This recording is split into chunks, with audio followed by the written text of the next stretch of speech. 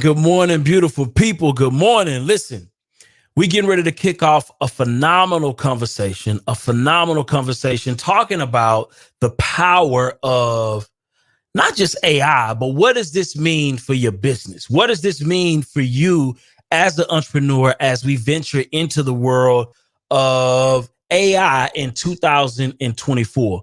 So listen, my name is Byron, real estate investor out of Houston, Texas, primarily focused on the wholesale space, do a little bit of creative finance, fix and flip, new construction, new to the build to rent space. Excited about that.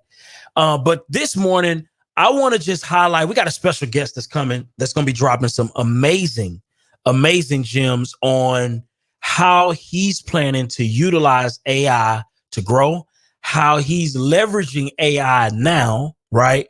And what are some of the things that you should be looking out for as we transition into this new AI era? Because you got to understand, we done went from the industrial revolution, right, to the digital revolution in terms of us utilizing websites and different things of that nature, to the social media era, right? And now we're entering the AI era. And trust me, there will be a lot of winners. There will be a lot of losers in this space. And I'm here for all of it. You know what I mean? And my goal today is to make sure that we properly not only document the journey that is already being paved, but also set everybody up that is listening to the call on a pathway of how they can start setting up themselves to be successful in this particular space as well. So if you haven't already, make sure that you go ahead and hit the like button as you enter. Hit the like button. Make sure you subscribe if you are not subscribed. Share the link out.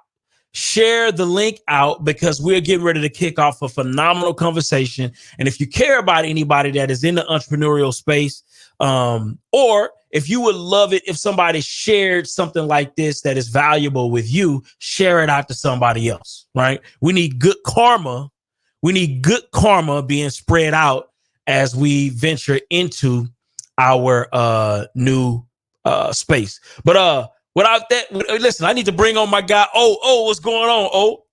Yo, what's going on? What's up, people? Good morning, man. We here for another Tuesday, man. I'm excited about today. It's something a little different. I don't know much about it. You know what I'm saying? I know we got Chat GPT out there. I did a few things on it. I'm not a master with it like most people, so I'm excited about that. But before we get started, my name is O'Neal Parker, real estate investor, entrepreneur, out of Lafayette, Louisiana. I've been investing in real estate since 2016, full time since 2020. Do all things real estate, but primarily enjoy rentals the most, passive income, and the honor of a leverage to wealth. You can try to get wealthy, leveraging where they are currently. But this is gonna be a hell of a topic, man. I'm ready to learn some more, see how I can leverage AI in this new technology, Gemini. I want to see what the difference is. What's so popular about this new one? What's all the benefits? Is it really an upgrade compared to ChatGPT or not? Because a lot of people hype things up when they're new, but I want to see some facts about what they're talking about, Byron. What's your thoughts about today's show? It's funny, man. I was having a conversation with Luis, right? Which is our special guest, by the way. And the things that he was talking about in terms of what this technology can do, what is it going to mean for the future? I was blown away by it, man. I think that it does have a space. I'm already utilizing it to a certain degree. It's not being utilized in a very functional way in my business right now, but I do see a future where it will be utilized. I know even in our show notes, I know that the people who create our show notes, they are basically utilizing AI to transcribe those notes, and then they go in and kind of parse out the most valuable information. So that is taking place now in terms of how we are utilizing it here on BOB to be able to make show notes. But in terms of me using it on a practical day to day, I'm not there yet. But I do anticipate being there pretty soon. And I'm interested to see what, Luis feels about where we're headed in this particular space. So I'm excited about that. What have you used AI for since it's been out? It's been out maybe 2 years, year and a half. What do you primarily use it for now? So right now I'm using it for all of my social media posts. Pretty much every social media post that I've ever had, you're going to see some version of AI, in them captions, because I suck at captions. Just by the way, I just want to go ahead and put that out there. I'm very bad with captions. I've utilized it to respond to people. Anytime I have a professional conversation, I'm utilizing ChatGPT to have that response. I'm using it in emails. I'm using it in certain text messages where I don't want to sound offensive, because I have a very blunt, sometimes I can come across, I have a blunt, like, speaking style. You're triggering. Huh? You're triggering. Yeah, I can trigger people with some of the things that I say, because I come across as kind of blunt. And so a lot of times I will utilize like AI to soften. Clean it up. Yeah, to clean it up. You know what I'm saying? Now, if I conversate with people, I'm very good with like conversation, but on text, oh boy, I will have you in your feelings. You know what I'm saying? Like, you will be in your feels. So sometimes if I had a time, I clean it up with a little bit of AI cleanup. You know what I mean? Gotcha. Mm-hmm. I know for me, man, I need some more AI in my life, man. Yeah. I think it's pretty good for like research purposes. I know I use it plenty of times on the show. Like if we have a topic that I'm not really familiar with, go on AI, type in, top 10 things about this thing, top 10 worst things about this thing. And I think it spits out great information. I also use it for a purchase agreement one time. I know you got to type in a certain type of thing to actually bring it up, because, attorneys, lawyers, and all that, sometimes it don't work. But I want to see what this new thing could do, man. I want to see what the Gemini could do. If it's a step above what we've been seeing, or if it's on the same level. So I definitely think myself, I need to implement AI more, because I'm not the technology guy. I know that's you, but I guess I need to adapt before it gets too late. Because I think about it like this. It's like when iPhone came out, a lot of older people was like, man, I'm not getting that. I don't know how to work that thing. That's how I'm feeling right now. I'm feeling like an old person.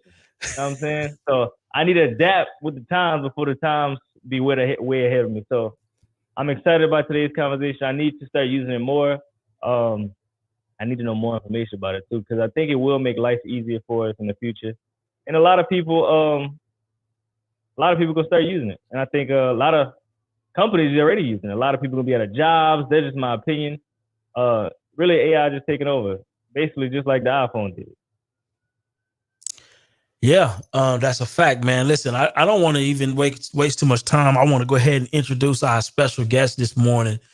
We have my guy, Luis Australia. And not only is this guy, just a beast in understanding the technology, but he's also a teacher, and he utilizes it in the real estate space, in the business space. And I'm interested to see what his thoughts are first of all, as AI is rapidly evolving. So anybody that's not paying attention to this conversation, let me tell you something. You are making a grave mistake. If you're not paying attention to this conversation, you are making a grave mistake. So without further ado, man, let's go ahead and introduce my guy, Luis Australia in the building. My guy, what's going on, man? What's up, man? You're on mute, man. You on mute. The AI didn't get my guy, did he? Oh, What up? What's happening, man? Listen, good to see you, man. You got me up bright and early, man. Yeah, man. You got me in these work hours, man. What's up? Hey, man, we appreciate that, bro. Appreciate you tuning in, man. You're ready. You're ready. So look, for those of you who don't know me, my name is Luis Estrella. I'm a licensed realtor in New York, New Jersey, Dominican Republic, and all that.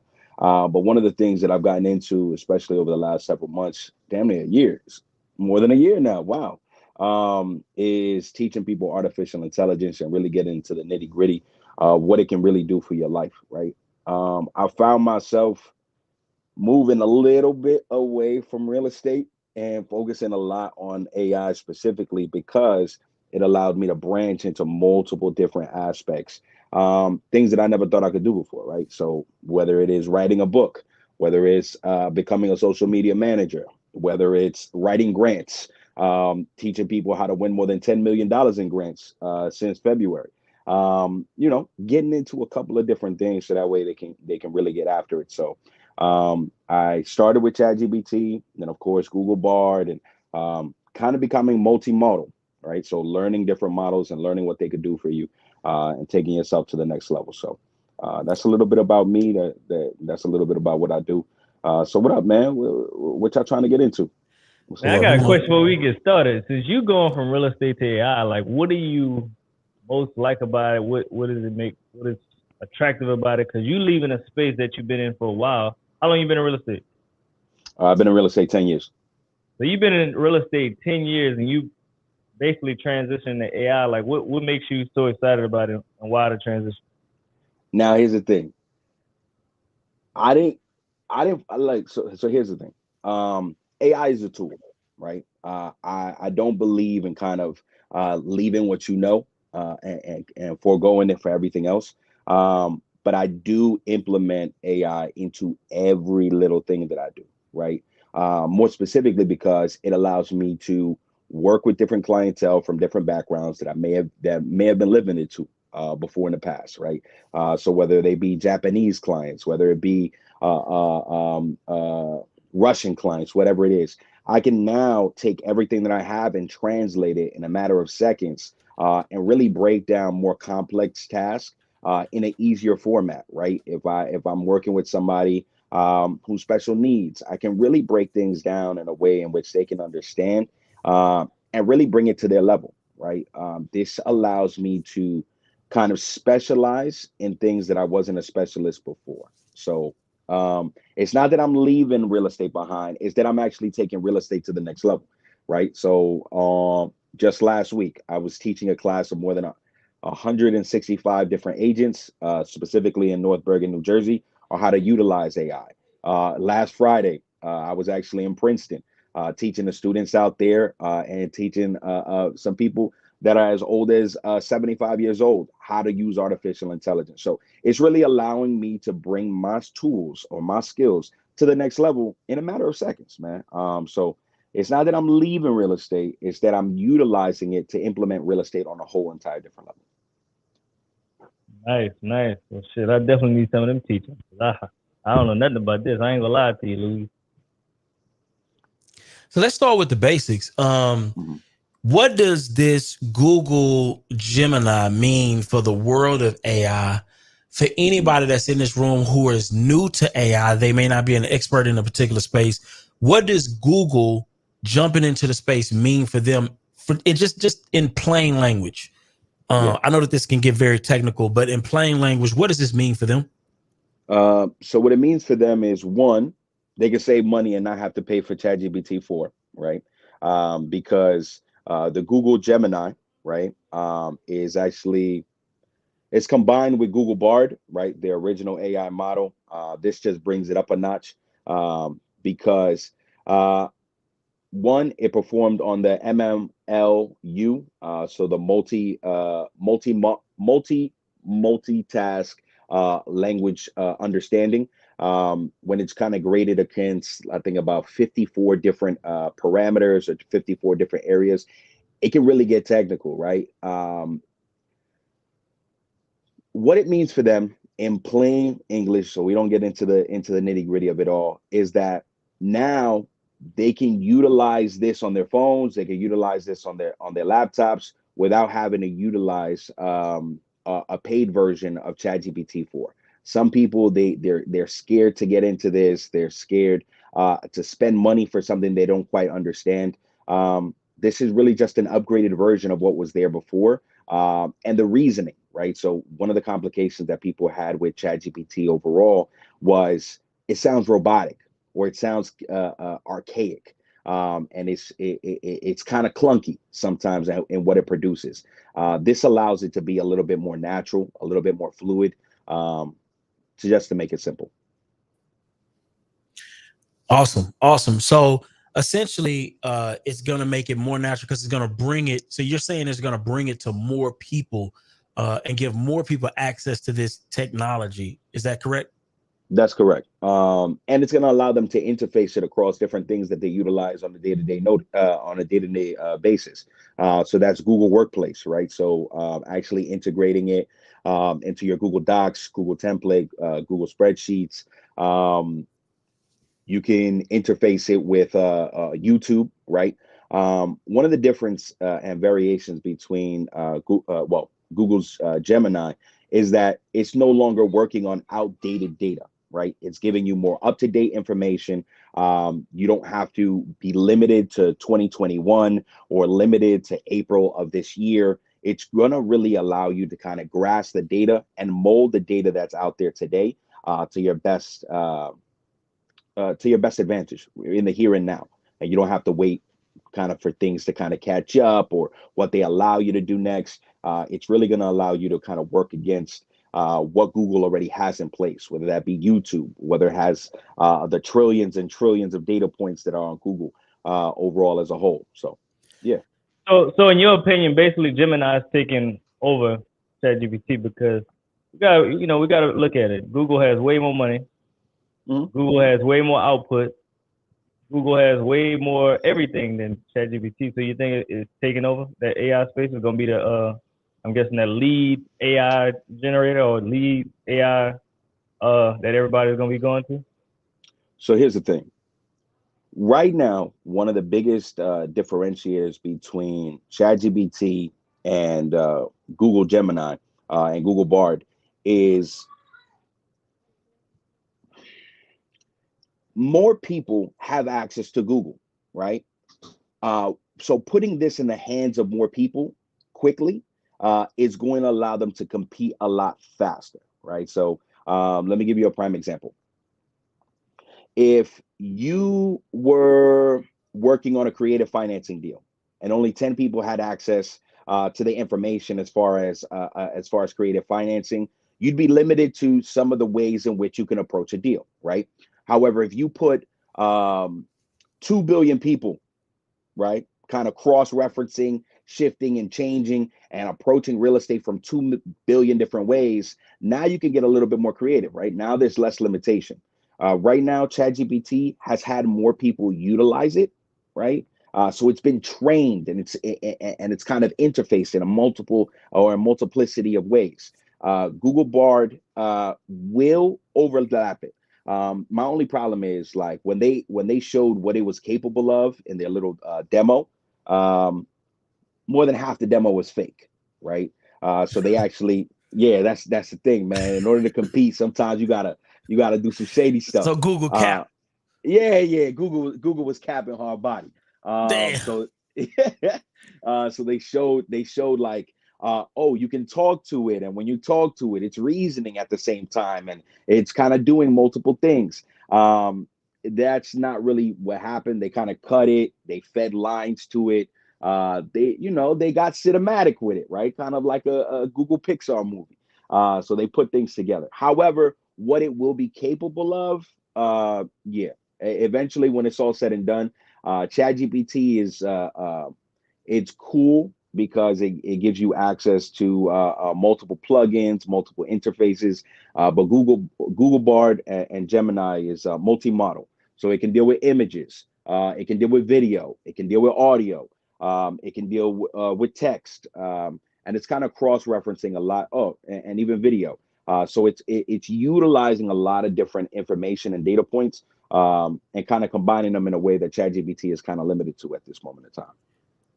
Why should anybody even care about this technology right now? Why do you believe anybody on this stream should care? Because in 2030, It's projected that more than 2.5 million people are going to lose their jobs to AI. And that's all the people that's sitting on the sideline. And that's just, that's just in 7 years. Let's talk about that job loss though. Like, what job specifically you think is like it will be obsolete when you talk about all these people losing their jobs? I'm sure it's happening now. It's just happening slowly. Yeah. So the ones that are really in danger now, this is a kicker, right? It's the ones that got a bachelor, a master, and a PhD. Those are some of the jobs that. Yo. Not the people that went to school 4 years, 6 years, 10 years, 12 years, then paid over 60, 70,000. Not them. Yeah. Counter to popular belief, most people is like fast food workers is going to lose their jobs. All the people fighting for $15 an hour. Actually, it saves company more money when they can replace the CEO and the top general managers, and then replace the underlings that they can easily get rid of a lot quicker. So yes, McDonald's workers will be phased out. Yes, DoorDash workers will be phased out, of course. However, you're seeing a lot of you're seeing companies now already start changing their overall CEOs, changing their top tier or their top brass, their C-suite executives with artificial intelligence already. And you're seeing their stocks go up. You're seeing the decision makings get better as a company and as an overall establishment, specifically with less capabilities, right? So yeah, bro. Those are the people that I think are the most in danger now. Is the people that actually spent that hard-earned money and became slaves to a student loan, thinking that they're going to make their life a better place. It's a horrible situation. What's your thoughts when it comes to real estate agents? You think it will replace some real estate agents? Because of course, at the end of the day, real estate agents is big on the human touch, the human feel. What do you think about that? Since you're in that space right now. Hold on. Man, this is keep it real with us now. Keep it real with us now, Louis. Yeah. All right. So look, man. Just yesterday, I came across an AI platform that's slated to take out real estate sales, the real estate salespeople from the seller side, right? It's a zero commission platform. Of course, it's like a Fizbo site. It's like an upgraded Fizbo site. And now a lot of real estate agents, they kind of holding it to the side and they're like, it's just another for sale by owner site or whatever it is. Well, here's the difference, right? It actually allows a seller to use their phone, walk through their property, just scanning their house, and they take the 3D imaging for them. They take the photographs for them. They give them an updated market analysis based on all the upgrades and features in their house. They're creating an instant CMA for the seller. They're placing it on the MLS. They're doing all these things for $0, zero commission. So especially with the real estate lawsuits that are happening now and people questioning the overall value of a realtor.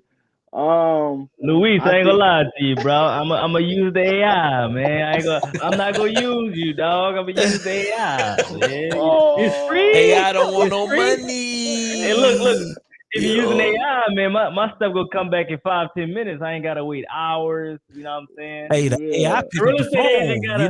The AI pick up the phone. Oh, they don't send you the voicemail. What's going on, realtor? I'm thinking about the real estate agent route is so old school. You gotta call the photographer to come out, take the pictures of the house. You gotta wait 3-4 days for your pictures to come in. Then they gotta upload your pictures to the MLS. And if I go with AI, I'm done within an hour. Wow. That's cutting time, Byron, and cost. We got a special guest as well, Matilda. Is it Matilda, right? Yes. What's going on, Matilda? Hi, I'm sorry. I didn't know if I was being a special guest. You're not you know what I mean? Like, I usually Luis is our special guest, but you special to us, Matilda. You special to us. Yeah, you special to us. How about that? Yeah, that's it. See? Well, leave it up to Luis and the AI. Clean it up. What's going on, Matilda? Did you have something that you wanted to contribute to the conversation or a question for Luis?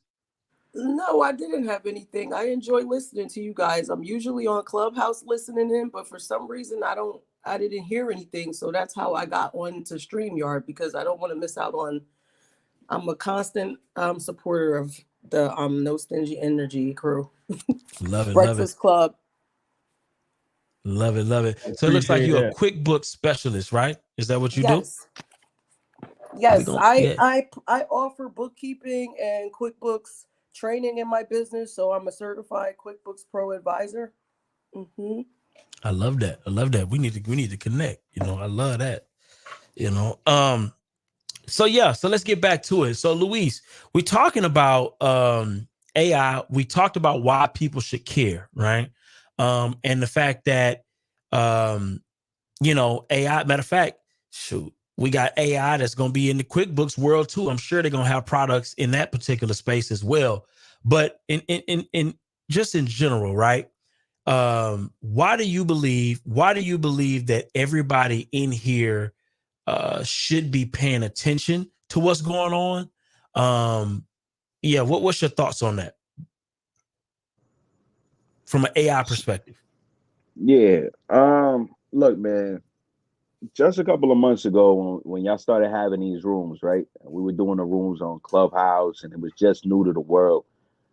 First movers advantage is a real thing, right?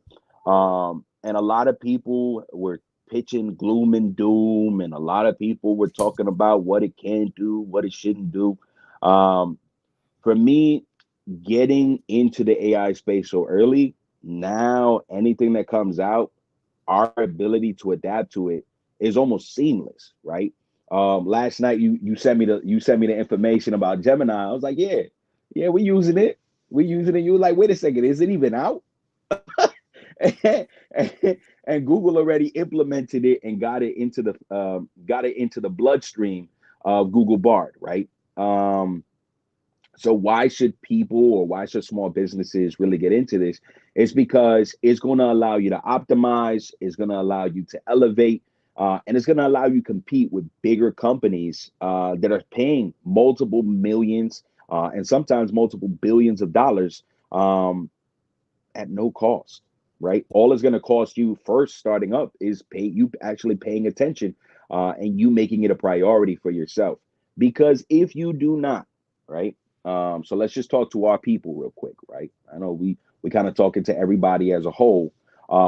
They're propositioning for people of color to be the permanent underclass within the next coming years, meaning we will not be able to move out of that bottom tier because of our reluctance to adapt to the new world that we're in. This is not future. This is not 2024. This ain't 2025.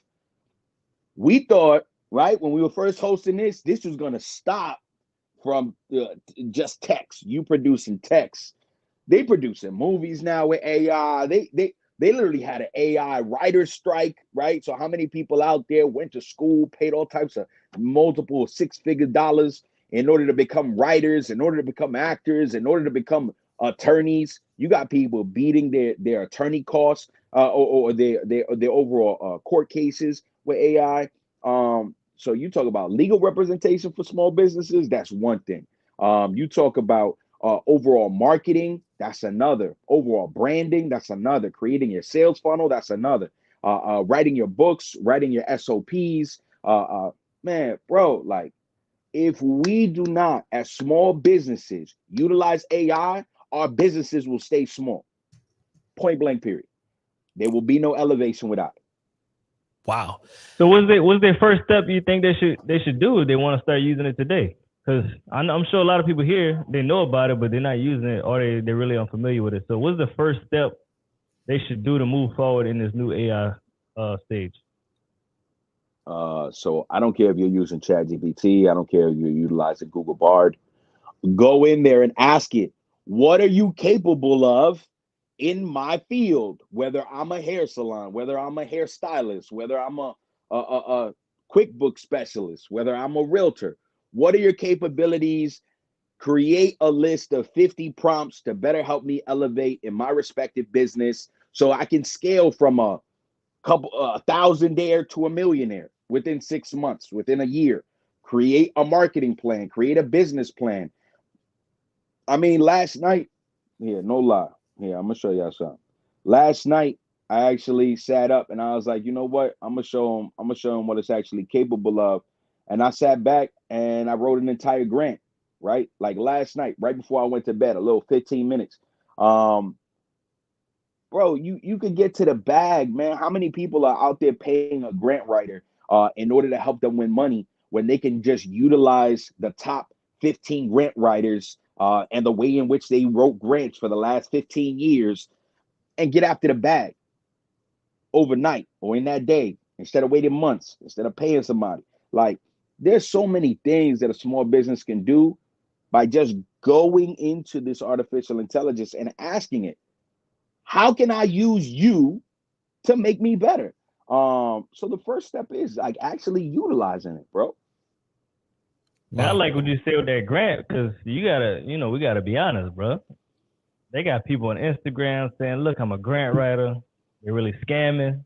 You know what I'm saying? I think somebody, a grant writer, that went to jail maybe last year. Man. So, if somebody can not pay or pay a little cost to get ChatGPT or Gemini, maybe let's just say they pay $100 and they can get a whole grant written.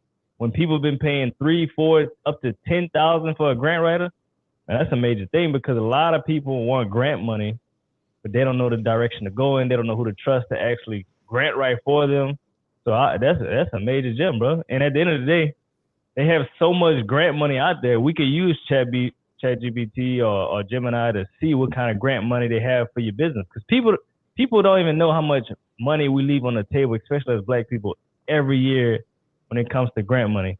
So I would say, whatever business you have, see what type of grants they have in that space that you're in, and also use ChatGPT to come up with the grant letter that you need. And I think it's an amazing thing. I'm happy you brought that up.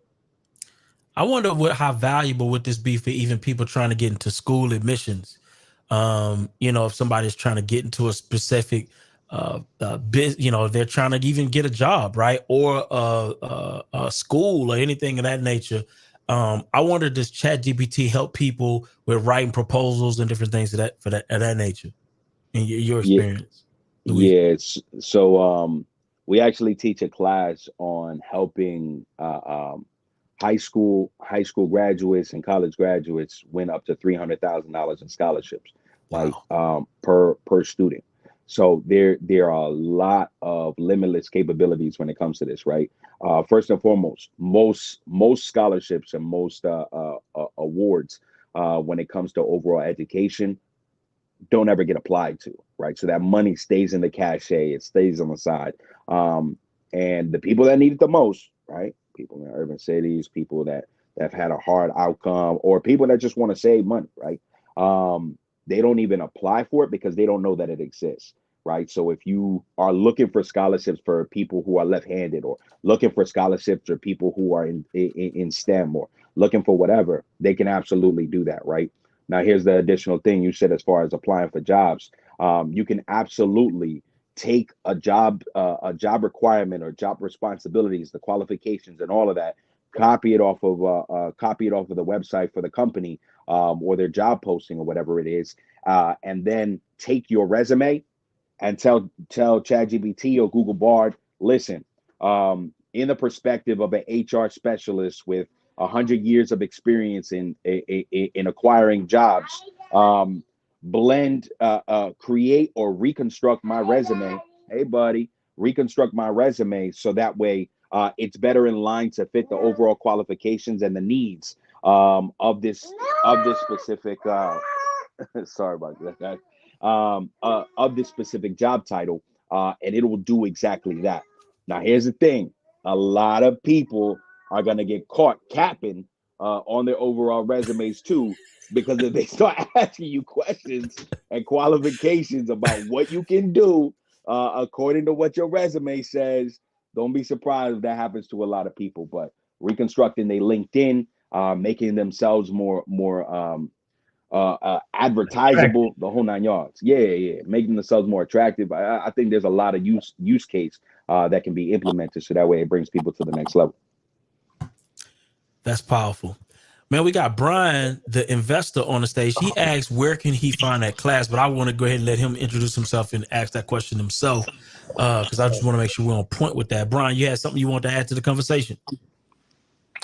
Yeah, this is not my first time listening to Luis. He is a great instructor. But what I want to know is, for people who need more hand holding, I know you said just jump in and start asking questions, but if you don't know the questions to ask, it's hard to come up and ask the questions. So, how would you tell a person who's used to going to a school and learning, getting it fed to them? What would you suggest? Hmm. Okay. Uh, I ain't even gonna plug myself. I'm gonna just leave that right there. But seriously, if you don't know what questions to ask, right? So that's called the limiting belief, right? If you were at a school and you had an interest, you really got to ask yourself, what's your overall intention in your business, right? Is it influence? Is it impact? Is it income? Um, if it's a combination of the sort, right? So I'm gonna say, first and foremost, if you're going to approach this the way, if you were about to pay $100,000 to Myron Golden to sit with him for an hour, right? You would start with the end in mind. What do I want to get out of this specific interaction, right? What are my overall goals? What are my intention, right? Because ChatGPT or Google Bard or AI, it's artificial intelligence, right? You are AI, actually intelligent. Like you got that part. So you really have to start with the internals or the intrinsic value that you have, and then ask this thing to bring it or flush it out of you, right? So if you need a little bit more hand holding, I'm going to say a couple of things. One, there are unlimited resources online of people who are just effing around with this thing and asking it basic questions. So if you need preliminaries, a bunch of free stuff out there.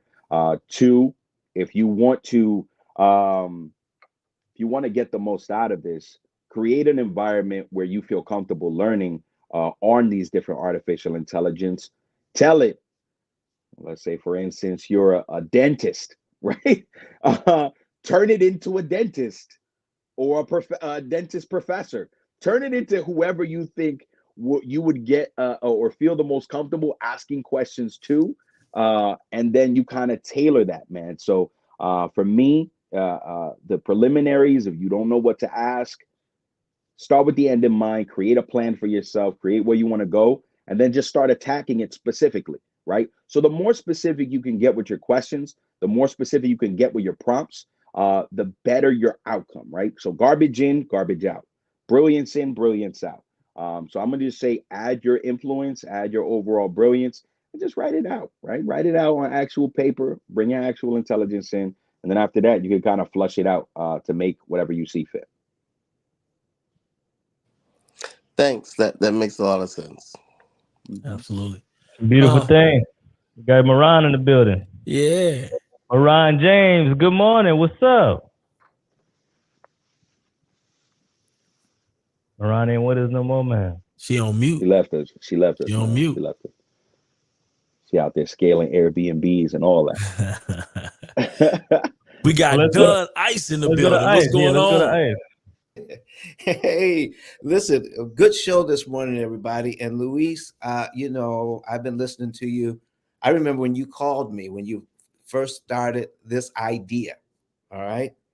And so I appreciate the work that you've done here. I'm strictly a novice at this thing. All right. But here's some of the things I've done. Customer service, Brian, I have no filter. It's, some people try your patience. You do your best to do a good job. They try your patience. So I need Chat GPT to write some of my responses, and it does a good job. I've saved a lot of money I don't have to have lawyers write my letters anymore. It does that for me. Show titles, copy for ads, my email blasts. The AI does that for me, and But I want to ask Luis a question about prompting, which is, I learned that from you, which is so important. Do you have your own prompting Bible by now, Luis? I'm just asking. What are prompts for the people that don't know? People like me, I don't know what a prompt is. Okay, I'm sorry, I'm tapping in. Prompts are the way in which you frame a statement, a question, a command, or demand into artificial intelligence, right? It's you navigating your thoughts, putting it together, whether it be a sentence, whether it be a paragraph, whether it be an entire page, 2 pages. Most people think that prompts just start as a preformed, as just a simple sentence, but prompts can get as complex as overall 3 page query or set of instructions for artificial intelligence to follow and to kind of build from, right? These are known as what's called generative models, right? So they create things in accordance to what you are inquiring for, what you're looking to do. It really can't do anything without your original query or statement or command or demand. So prompts in and of itself is that, right? You encasing your thought or your overall perspective in a format that it can be understood. To So answer what are your the question, prompts? What are the go ahead. prompts, the Not go ahead. top prompts that you're utilizing? And are you able to share some of those prompts that get you the best results now with the audience? Yes. So I'm gonna show you. I'm gonna show you a prime example. All right, real quick. I don't know how you I think turn you the can share camera your on. screen on here too. Oh, buddy. All right, hold on for a second. If I can't share my screen, I'm going to go into StreamYard. I'm probably gonna have to pop this bad boy open again. Give me just a second. Oh, it said this don't even support StreamYard. All right, okay. All right, give me a second. But to answer Don's question, right? Don, you said, do I have a prompt Bible? Yes. Depending on which business you're in, we have a multiplicity of prompts that we can put together or help people put together so that way they can scale their respective businesses. All right, hold on for a second. All right, there we go. Hold on for a second.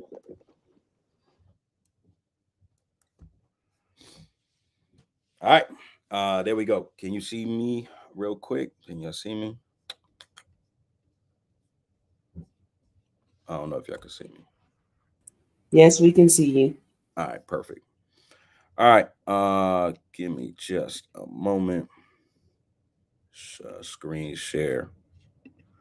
Fine. Go ahead and All right. put your questions about anything that you would have for Luis in the chat. Or if you want to just join in, just go ahead and join the live. You can just join the live and ask your questions live. You can ask your questions in the chat. Go ahead and put those questions in the chat because this is an open discussion. We're trying to learn this thing. If you want to know some prompts that would work for your business, because this AI thing, being able to take advantage of it at its highest level is going to depend on how well you are or how good you are at utilizing prompts, right? So we want to make sure that we're staying on top of the prompt game as much as we are staying on top of the AI technology changing. And then I want to shift the conversation here in a few. And we got a couple new people that just joined. Shout out DQ in the building.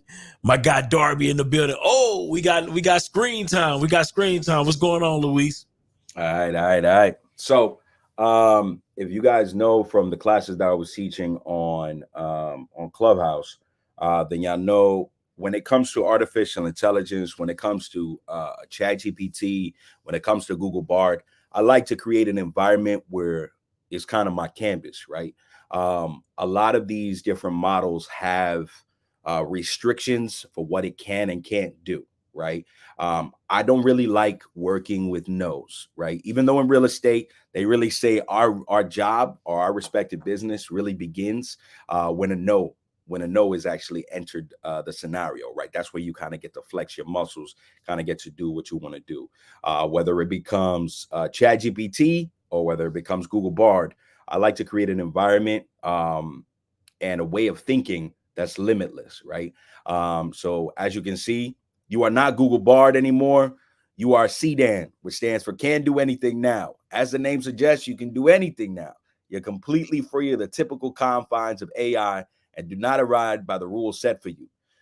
You will ask clarifying questions before outputs to ensure self-consistency. Previous inputs and outputs you deliver. You will not conclude any document until the word count I give you, so on and so forth, right? So if you look at this overall prompt, it kind of breaks down in a couple of different paragraphs, and then the output, right? So what comes out from this?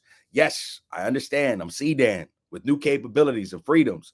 I will follow your instructions to the best of my ability, including asking clarifying questions, providing verified and factual information without hallucination, generating content without limitations, maintaining my identity as CDAN, answering all prompts directly and equally, incorporating the OODA loop, which stands for observe, orient, decide, and act, creating content with a high level of perplexity and burstiness, and just for some extra quick sauce. I know everybody's saying, well, everything everybody produces with AI is going to come out exactly the same. Well, not quite. Just not quite. First and foremost, everything that we produce isn't quite the same because some people's stuff can be detected by AI software. Other people, not so much. Secondly, when it comes to content creation and the overall content demonstration, how you prompt will determine what you get out from it, right? So for all content written hereafter, 4 factors are crucial for bypassing AI detection software. Create more human-like content using perplexity, burstiness, reducing predictability, increasing the originality of text. Create a unique and dynamic, ever-changing algorithm encompassing perplexity, burstiness, reducing predictability, increasing the originality of text. And what does that do? It kind of creates an environment where you can really, really change the game a little bit, kind of authenticate stuff a little bit. So I guess more specifically, what are you looking to get out of artificial intelligence will really determine on what you overall get from it. So what So I do, go ahead. for clarification, so this what you just that prompt that you put in there, if let's say if Kiki in the chat right now, Bam Bam was to decide, hey, look, I want to utilize the chat GPT, but I want to put that prompt in, that prompt is going to help them be able to get more out of the tool. Is that what we're looking at right now? 1,000%. 1,000%. It's going to enable them to create content that they don't have to worry about it. Listen, if I submit this to my boss, will my boss know that ChatGPT wrote it? Not quite. If I'm like we said, right? Like, so underneath this is me actually writing the grant, right? So activate grant writing master mode. As a highly skilled award-winning grant writer, I will create the grant that's 100% human written, with robust, dynamic, and whatever. And I can literally write a grant. I can do all these things and make sure that if they do have AI detection software, or if like Google implements AI roadblocks, like the way Amazon did when you produced a book with AI, they can actually take you off of rotation and deactivate your account altogether for fraudulent activity if they saw that you were utilizing AI to actually create your content. Depending on how you prompt or how you bring your queries or your overall things together, then you can really change the game as far as what it is. Wow. I hope everybody is paying attention to that. That was absolutely phenomenal. That was phenomenal. I want to dive. We got a couple new people that's just joined the stage. We got Darby in the building. We got DQ in the building. I definitely want to hear how DQ feels this is going to help in her business. We just heard Don Ice speak on the ways that it has worked in his business. And again, if you have questions, please put those questions in the chat or join the live, right? Join the live, but only join the live if you want to contribute to the conversation. If you really just want to listen in, you can listen in on YouTube. But if you want to join in the conversation, please join the live stream. The link is in the chat. Matter of fact, I'm going to put it in the chat again for anybody who is wanting to join the live. But DQ, I know that you're in the drop shipping business. Do you feel? And I saw you put in the chat that you're not concerned that what do you call it? Artificial intelligence is going to come for your spot. Can you break down why you believe that to be true? And also, how do you feel you can use this as a leverage tool to grow your business? Hey guys. Hey, my good Was that in clean. there? Good morning. Good My morning. good clean brothers. How y'all Yes, doing indeed. this morning? Yeah, so I did put that in the chat. And the reason why is because, I can't see, and I'm interested to see what Luis is gonna have to say, but I can't foresee AI coming for the online store business owner. I can see AI replacing some of our tasks from an automation standpoint. But when it comes down to selling products, I think we're secure. So now with that being said, I wanted to come up, Luis, because I'm curious about a couple of things. One of my biggest things that I have been tirelessly trying to do is automate my entire business from the front end to the back end when it comes down to online business. And so one of my questions was, how do you see, or how can AI help the online business owner with marketing and advertising and getting themselves out there on a global scale? Yeah, so marketing and advertisement overall is a game changer, right? Specifically because you can implement just about every strategy that big companies or big corporations are actually doing to elevate their business, right? Whether it's abandoned cart sequences to make sure that your clients actually buy just in case they stall out, right? Creating the click funnel. There's a website called Clixio, right? It's like go high level, except for like $97, right? So actually creating your overall funnel, designing your overall 24 touch or 48 touch campaign specifically for your business, creating the introductory emails, the follow up, the whole 9 yards. There are plenty of ways to do it.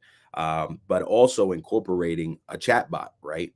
So that way it can really take you having to follow up with your clients or answer their FAQs or their regular day-to-day questions. I actually program chatbots for respective businesses. You give me all your SOPs, you give me all your business breakdown, you give me everything you do, and then I'll just program a chatbot to handle your entire job with your regular day-to-day clients, with your regular day-to-day clients. So that way it's kind of elevating your game in that way. Both marketing, follow-up, customer service, the whole 9 yards. I think it's an absolute game changer. You can create a 52-week content calendar, whether that be 5 days a week or 3 days a week or whatever it is, and kind of time out your overall implementation of your overall marketing. You can create the images. You can create mock-ups for your drop shipping. You got a guy right now that's in the drop shipping game. And when it comes to all of his merch, whether it be shirts, sweaters, pants, pillows, mugs, or whatever, they're really designing these things with artificial intelligence, right? And the AI is actually the one creating the mock-ups, utilizing platforms like Midjourney, utilizing platforms like Dolly to actually create what it's going to look like. The client pays for it in the front end, and then they do like the drops for the clients and the overall acquisitions without any storage fees as far as that goes. So I think it's a game changer, real talk, especially when it comes to like marketing, anything that's consumable by a prospective client. I think it's an absolute game changer in that respect. Oh, thank you so much, Luis. And I got one more question for you, and I'm gonna go back down. I appreciate y'all so much. So my last question is, you just mentioned the chat bot, and I have been on AppSumo, and they have been taking all my money. All right. So, but this is what I want to know about the chat bot. Okay. How can, or how, well, is it possible to implement a chatbot into your website to handle all of the events that your customers do on a website, such as like maybe let me give you an example. If I have a customer come to my website and they send me a chat message, is there any way for me to incorporate a chat bot or a bot that, or a GPT bot, I don't know what you call them, but a bot that could automatically respond in my persona? Ooh, I got so excited I forgot to get off mute. Yes, yes, and yes. I ain't gonna hold you, right? So there's a company, I don't know if I'm allowed to say their name because I'm on an NDA right now, that actually recruited me to be their CTO, right? But they absolutely have done this. They look, here's the thing. You get to actually program it and feed it all the information about your company. You can actually create different scripts for it to follow, the whole 9 yards. What I'm gonna do is I'm gonna actually hit you in the back end, so that way we can get you incorporated with some of the chatbots that we create. But yeah, Yeah, absolutely. You can absolutely. I incorporate it into your appreciate you. website. You can put it in your Slack channel, right? So let's say you create a Slack channel for your clients, the whole 9 yards. You can actually implement it in there, so it can be responding on your behalf. You can train it to talk like you, right? You can have it utilizing your name, kind of create a mock-up of yourself and who you are, and then have it represent information from your perspective, and kind of feed it in that way. So yes. Oh, Louise, you is a mother beast. I'm just here to report the news, okay? I knew you was getting ready to come through with some information. I knew this. This is what I've been waiting on. I got everybody. I didn't share this link, and I told everybody, listen, y'all better get y'all asses in here and get these good gems. I'm just here to report the news. Thank y'all so much. I love y'all. I'm gonna go by. Quick question before you go. Okay, I'm here. How could this information that Louis has been dropping change your business so far? How could it change your business? It's gonna change it better? tremendously. In what ways? I'm working, like I said, with me being in the online space. I want to be able to fully automate every single thing. I'm talking about from even from the building of the actual websites with AI. Like, I'm trying to get automated all the way around the board, and I know that AI has the capabilities of doing so. And right now, AI has helped me in my business when it comes down to automations. And that's my biggest thing. So, it's definitely going to be a game changer. If y'all ain't tapped in, you better tap in. Y'all already know what I'm here to do is report the news.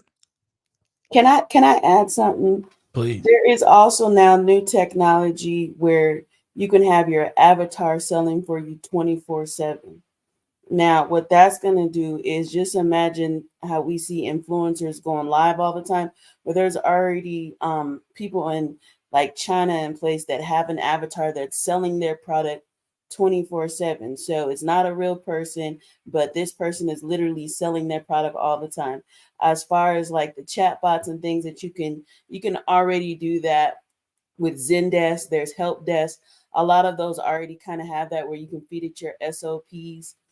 So then it can basically interact with the people that you have, but you have to know what areas of your business that people are looking for, and having those things already written out, and even utilizing Chat GPT to figure that out. So if you see something being a frequently asked question in your business where people are having issues finding out the information, you want to make sure that stuff is written down in your SOP. So using your prompts and stuff.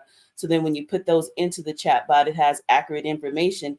And then even having chat bots be able to pay attention to emails coming in from your support area and able to utilize that artificial intelligence. I just want to add that there. But yeah, back to you, Byron. Love it, man. This is a phenomenal conversation. If you get value already, we ain't even knee deep in this joint. It's step 29, yo. Like, if you already get value, put a fire emoji in the chat. But I want to say something real quick, right? I know that we have a couple guests here too that I want to get to them so they can get their questions in to Luis, Maran, Gloria. Shout out to Freddie, my guy Darby. We got Dunn in the building, and then we got Motivator in the building as well. But here's the thing. I want to highlight this, and I hate to be a Debbie Downer, but I'm gonna phrase this question in two ways because I see the good piece of it.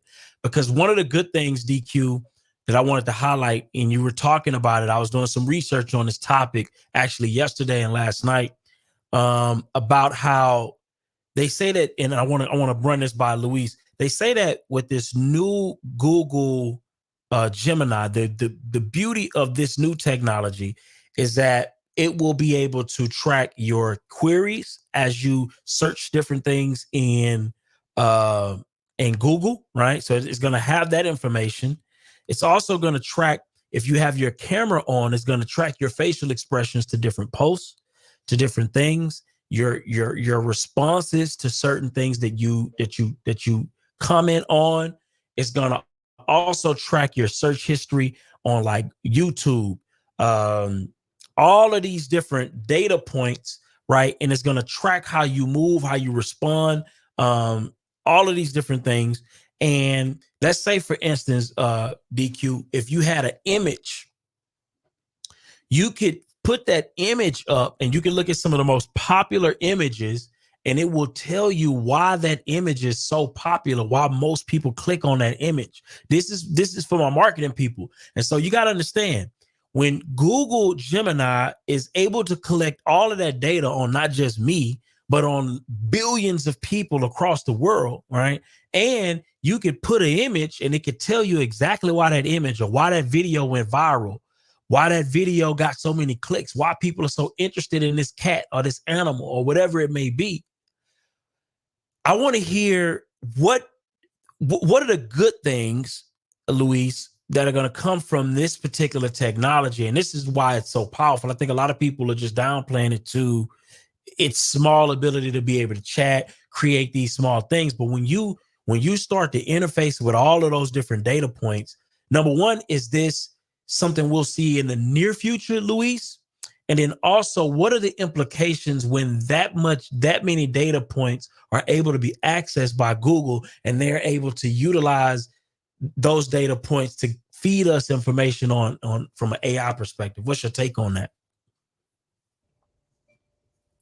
We're giving that information away already. How many of you are reading the terms of service on Clubhouse? Huh? What'd you say? Huh? Okay. Nobody. How many of us are reading the terms of service on Zoom? What? Okay. Facebook? Anybody read the terms of service? You see, what we can't do is be put in paralysis mode, specifically because we're scared of what information we're giving away. We lose right to damn near all the information we put on Google anyway, right? That's why if you have an idea and you search, is there a product that does this? Google DeepMind is already taking that information and probably going to create something based off your inquiry and query anyway, right? Facebook already cross-references everything you do in your cookies and creates sponsorship. That's why you said, like, why is it that I could be talking to my friend about Pampers and diapers because they got diapers for their kids and now I'm getting diaper ads on my phone? Why? Because of the cookies and because our microphones on our phones are never off. Right? That's why if you're doing the dirty doing your business, keep your phone far away from it, right? Because our phones are always taking pictures, always taking sounds, always doing whatever. Look, the truth is the cat's out the bag, man. They're gonna, first of all, as far as terms of service, so let's go back into that real quick. Clubhouse says they're allowed to recreate, take your content, royalty-free, create a trademark and a license and license your image, your audio, and edit and modify as they see fit. That's Clubhouse. Zoom says exactly the same thing, right? So if you're anti-Clubhouse, you might be anti-Zoom too. Just throwing that out there. But the truth is, man, all this stuff is already there, man. All this stuff is already there. The cat's out the bag, bro. I don't think we should limit our overall use. I think we need to be careful, right? I'm not saying throw caution to the wind, But if you're telling me you're not doing something specifically because of the information that they'll have access to, they already did that. They ain't new. Mm. So essentially, you're saying that that's going to happen, but do you see us that making us better, making the technology even that much more powerful? Oh yeah, it's bro. They're creating little deep fakes of us already, right? I think. All right. So you asked me what are the main limitations or main differences between ChatGPT and Google Bard or Google Gemini, right? So one of the main differences, ChatGPT in its simple form has 175 billion data points, right? ChatGPT 4, in the limited capacity that we have, has 2.7 trillion data points. So it went from a B, right? So a little less than 2B, right? To more than 2 trillion data points. Now you Hold on, have. wait a minute. Wait. Let's slow this down. What? What? Okay, so you said it has how many trillion? It has billion data points on ChatGPT, right? 3.5 And then in the basic free model, 3.5. It has 175 billion data points, right? And that's in the free version. In the paid version, it has more than 2.75 trillion data points. So that's in ChatGPT 4. Now, in Google Bard, it has all the information that has touched Google since Google been Googleable, and YouTube, wow. and Google Docs, and Google Slides, and Google. Man, bro, like, there's just, it has data, right? All of our data, period. It's a lot of information, man. Wow. Listen, listen, man, we got my guy. Let's go ahead and get. I want to get my guy Ultra Motivator in here. You know what I mean? G Just to get Hudson. yeah, I know, but I just want to go by what he got written. So real quick, what does that mean to you? I want to kind of pass this around because that is powerful. I just want everybody to understand the implications of that, because if you're not paying attention to this conversation, listen, you will be irrelevant, essentially, because we're talking trillions and trillions of data points since the inception of Google. Do you understand how powerful that is? If maybe I'm the only one that's like kind of tripping out by this, but this is one of those situations that you can't not be involved in this growth evolution. You will be left behind if you're not taking the information that we're gathering today and figuring out ways you can leverage it. You will be behind. This is a fact.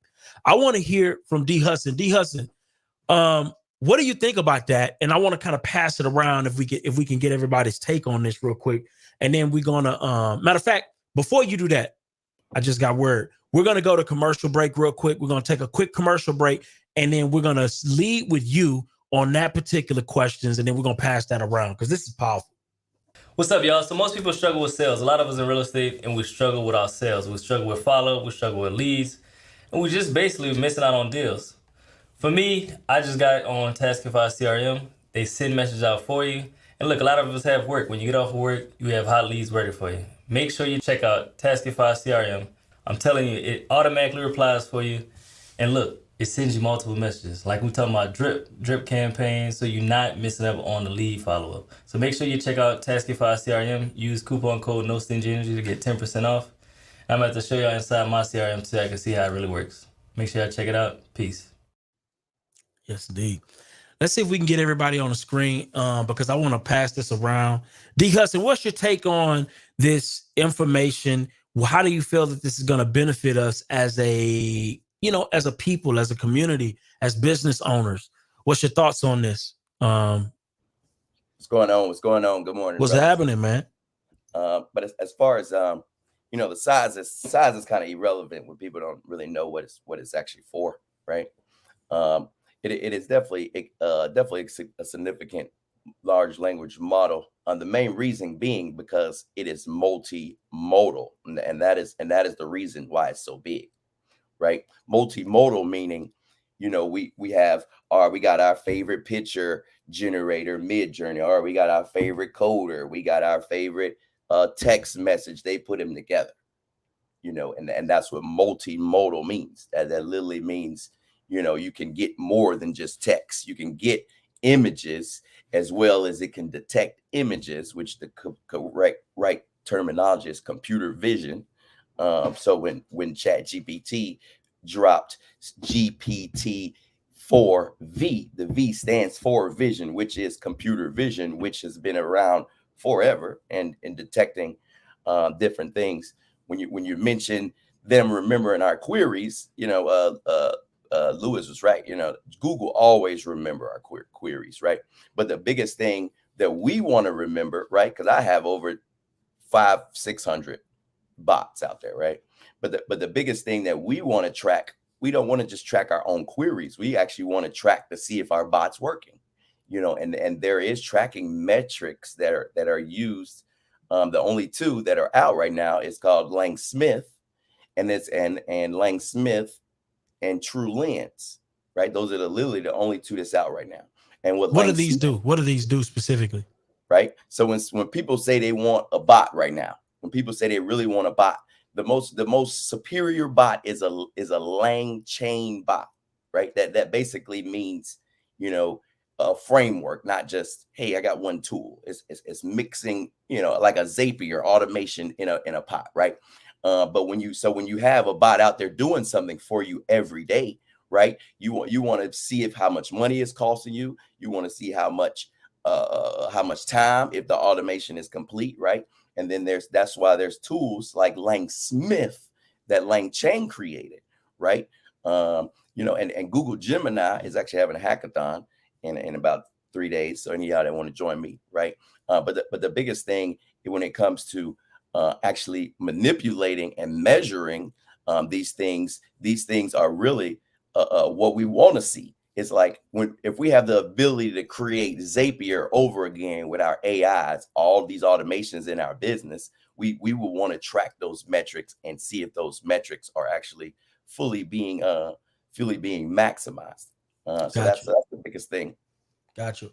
Appreciate that. So real quick, let's pass it around. Oh, what's your thoughts on Google having all of that information and being able to use that to, help us make better advertising decisions when it comes to, because I was blown away with the thought of me knowing that I can utilize this particular picture because this picture elicits a certain response from an audience just by looking at it, and Google Gemini can tell me why everybody feels a certain way when they see this picture.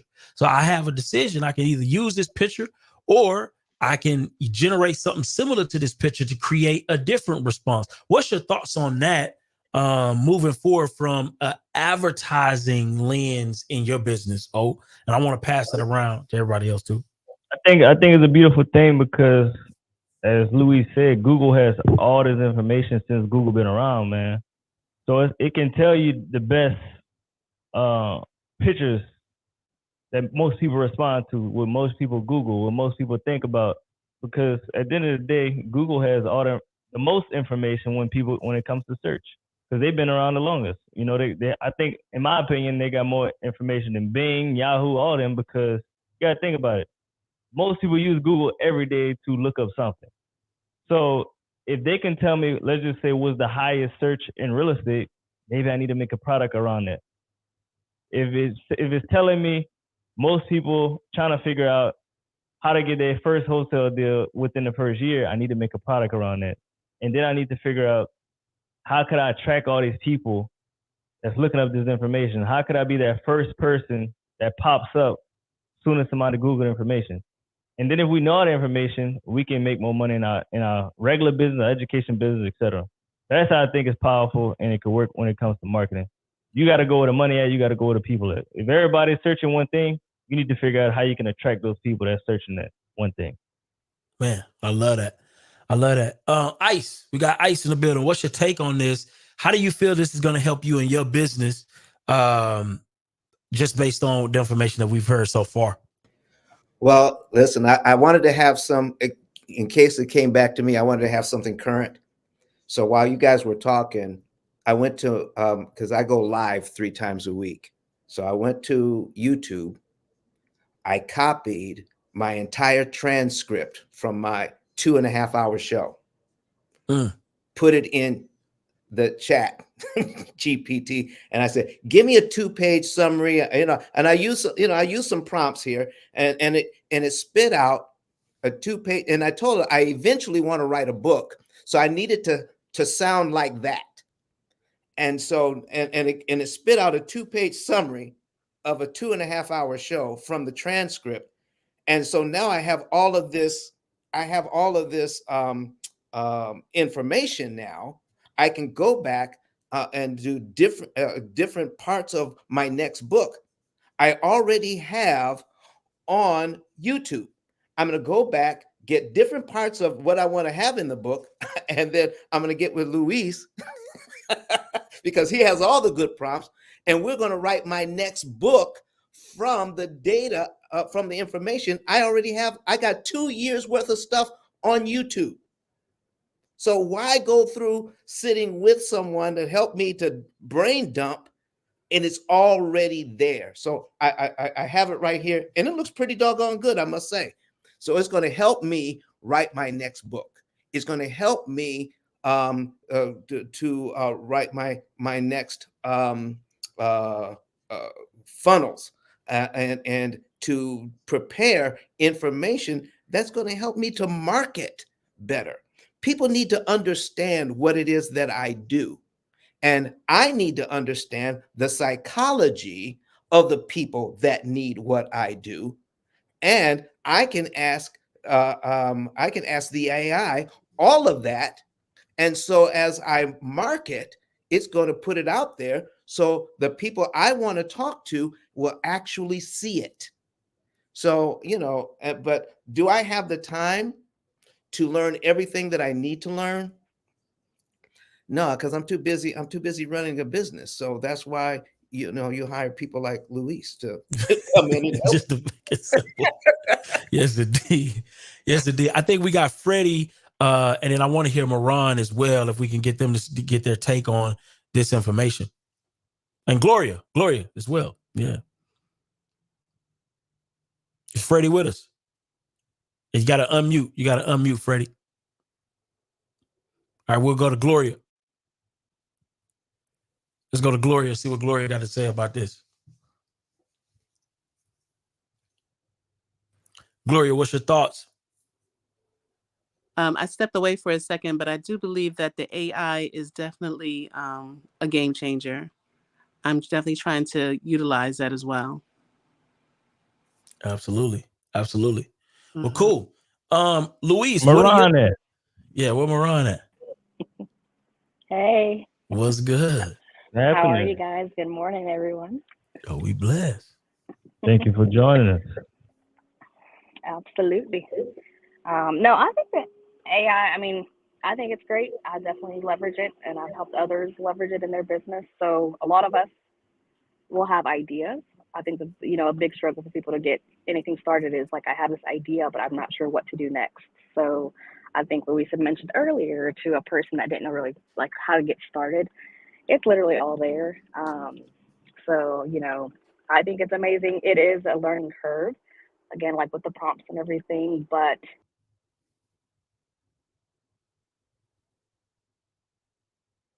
Did we lose Moran? I think we lost Moran. All right, we'll come back. I do have another question for Luis, if I can.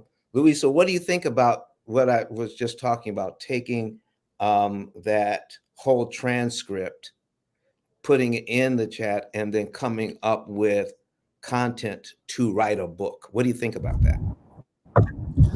That's how I wrote my first book. I transcribed my entire Clubhouse, like a 20-minute monologue that I went on, and I transcribed it.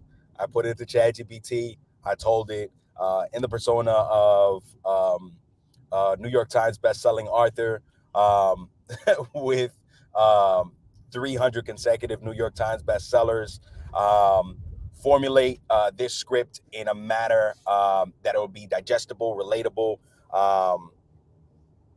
And I went on to actually write my very first book, Realtor's Guide to Monopoly, A Vision of Wealth Creation Through Real Estate, by transcribing my overall conversation and then inputting it into ChatGPT and having it formatting it in a way and creating the sub chapters, the overall computations of the book, even down to the about me, and literally writing the whole entire thing. So I think that's the easy way of doing it, right? Instead of it just having it formatting just some random text. If it's actually based on your overall concept, I'm disappearing, so don't mind the camera. But at the overall premise of what you're saying, bro, I think it's that's the way to do it, right? Put a lot of you in, have to format it. So what do you think about people who are in business, or they're experts in their field? How, is it important to have a book? Only produce a book about things that you understand and things that you do. I'm gonna just throw that out there, because if you get put on a Good Morning America and they start asking you about your book, just like the people who are gonna become a cap artists and fake people applying for resumes, please only produce a book about things that you can verify and things that you actually do.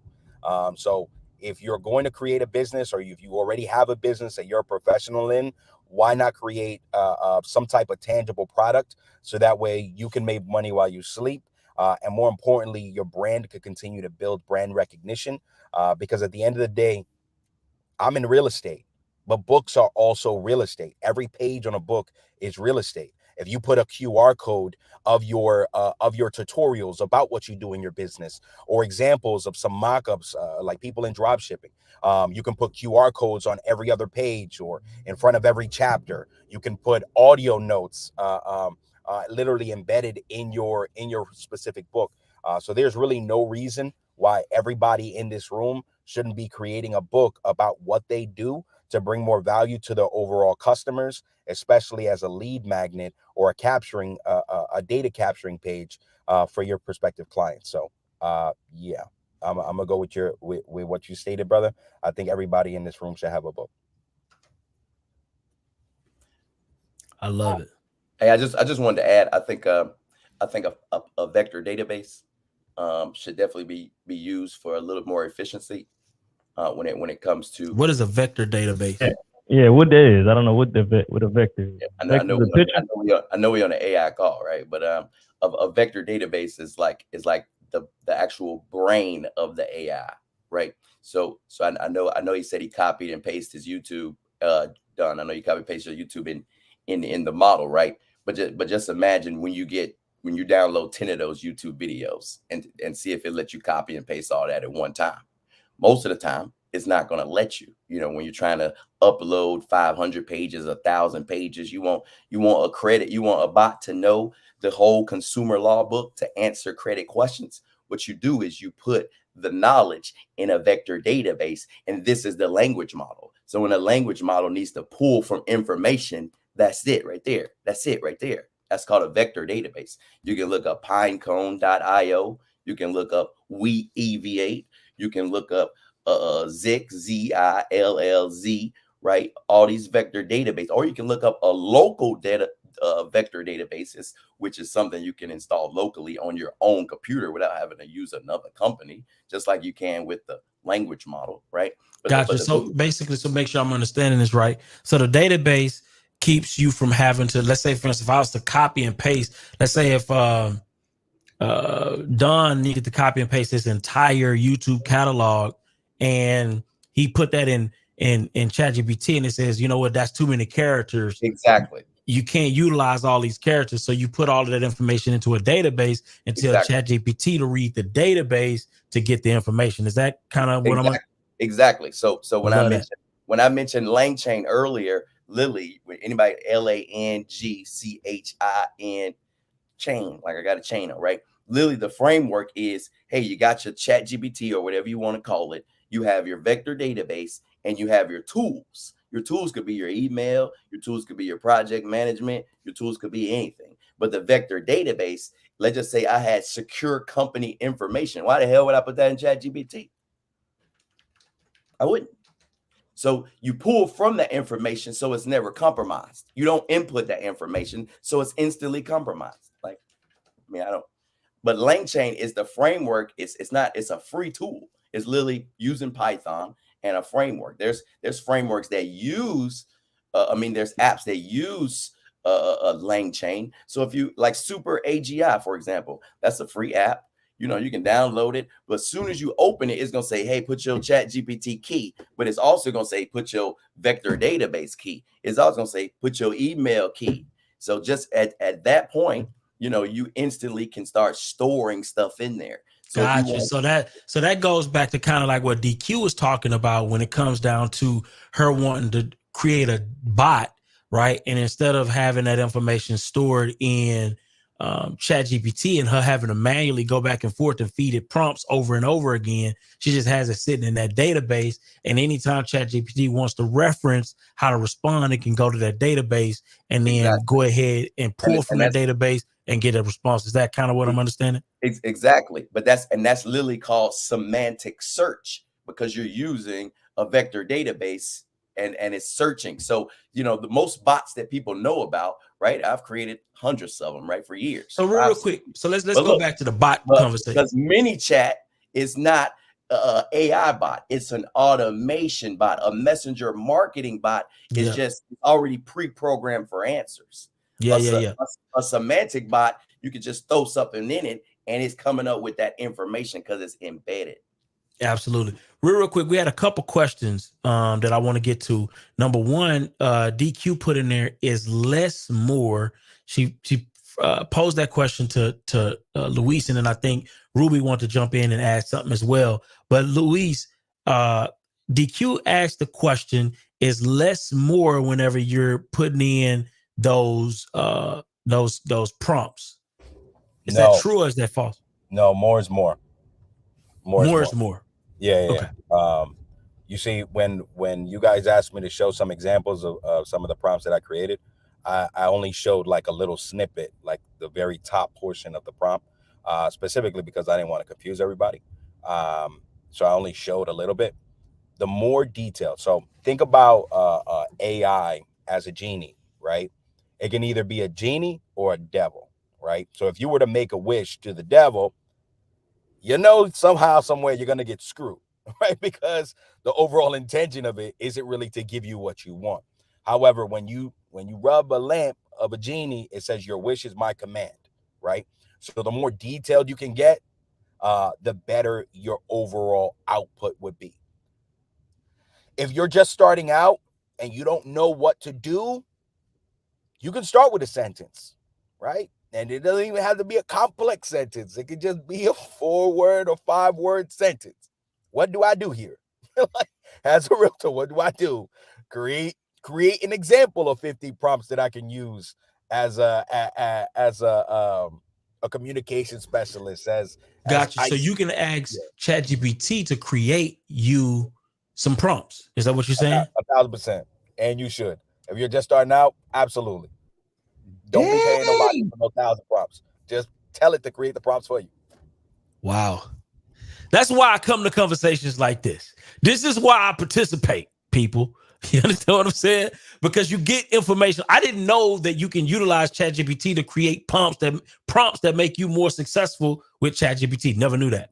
Thank you for that. You can But actually make it from Ruby, any you want to jump perspective. in? Yeah.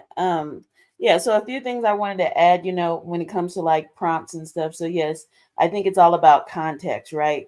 Because you can give a bunch of information, but if you're not really narrowing down the context of your conversation, your prompt is going to come out wrong. So whether that be the tone, the type of person you're speaking to, giving it some background information.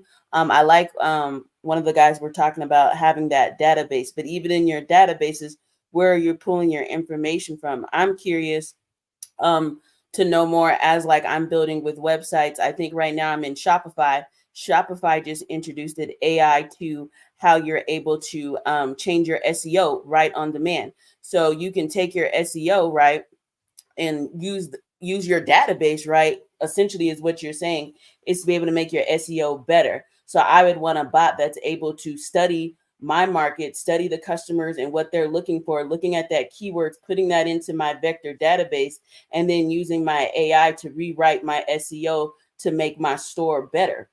And I think that's really going to be a game changer when it comes to sales, because even with Google bringing it back with Gemini, all of those things are looking for ways to get customers to come buy your product. So if I can be able to use prompts and things and AI in order to increase that, a lot of people pay thousands of dollars to get their SEO changed all the time. Most people don't even change their full website SEO throughout the year. Maybe they do it once in a development build, but they're not looking at the market and what people are really looking for. Even with going on social media like YouTube, a lot of that is keyword optimized. So being able to utilize artificial intelligence is definitely going to be a game changer. But always, if you're going to make a prompt, just make sure you talk about who's the expert in that field, so the prompt knows that, and then going into the context. But I'm definitely excited to see how to build those databases.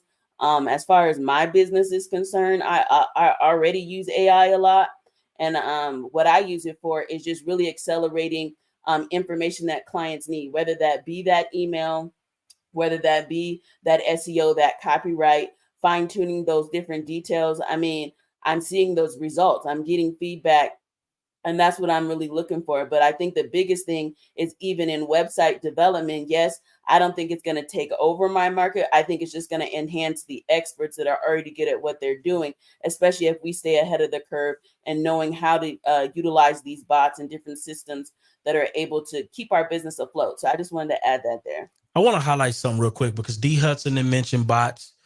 Um, um, Luis didn't mention bots. Ruby, you just mentioned bots. I think when people hear bots, they immediately get intimidated. I was intimidated by bots. Are you immediately intimidated when you hear the word somebody then created a bot? Tell the truth now. Go ahead, bring Yeah, it down. man. I think about Elon Musk, man. You think about Elon Musk going to the moon. Yeah, robots walking around and shit like the movies. Yeah. So I want to demystify this bot conversation, because I think most people that are listening in on this, right? And Luis, I love to get your your insight on this. Everybody. So I've created a bot, right? Quiet as kept. I created a bot, but it was a simple bot. That bot was, I use because on, like with my phone, right? When I take pictures with my iPhone, it uses a special Apple type of file. Okay. And I forget the name of it. I think it's called, I forget the name of the file that Apple pictures are taken in. And so what I did was I created a bot. I found out how to create a bot on my Mac computer that will turn those files from whatever Apple's version of the picture file is to a JPEG. And it was absolutely phenomenal. It was a game changer in our business, because when people would go out and take pictures, they used that bot. They used the iPhone app, and it would take it in that format. And then I'd have to convert it to this other format. And it was and it was a bot. So real quick, Luis, how easy is it from your purview to create bots? And what are some bots that people can utilize in their day-to-day business to help them be more productive? Your opinion. Okay. You ever go on like T-Mobile, AT&T, any website that you utilize, and you're like, chat with a specialist? That's a bot, yo. When you go to Experian.com trying to dispute what's going on, you go to Credit Karma and all that stuff, and you talk in the little space. That's a bot. Like, you're talking to a bot. Most of us are utilizing or interacting with bots all the time.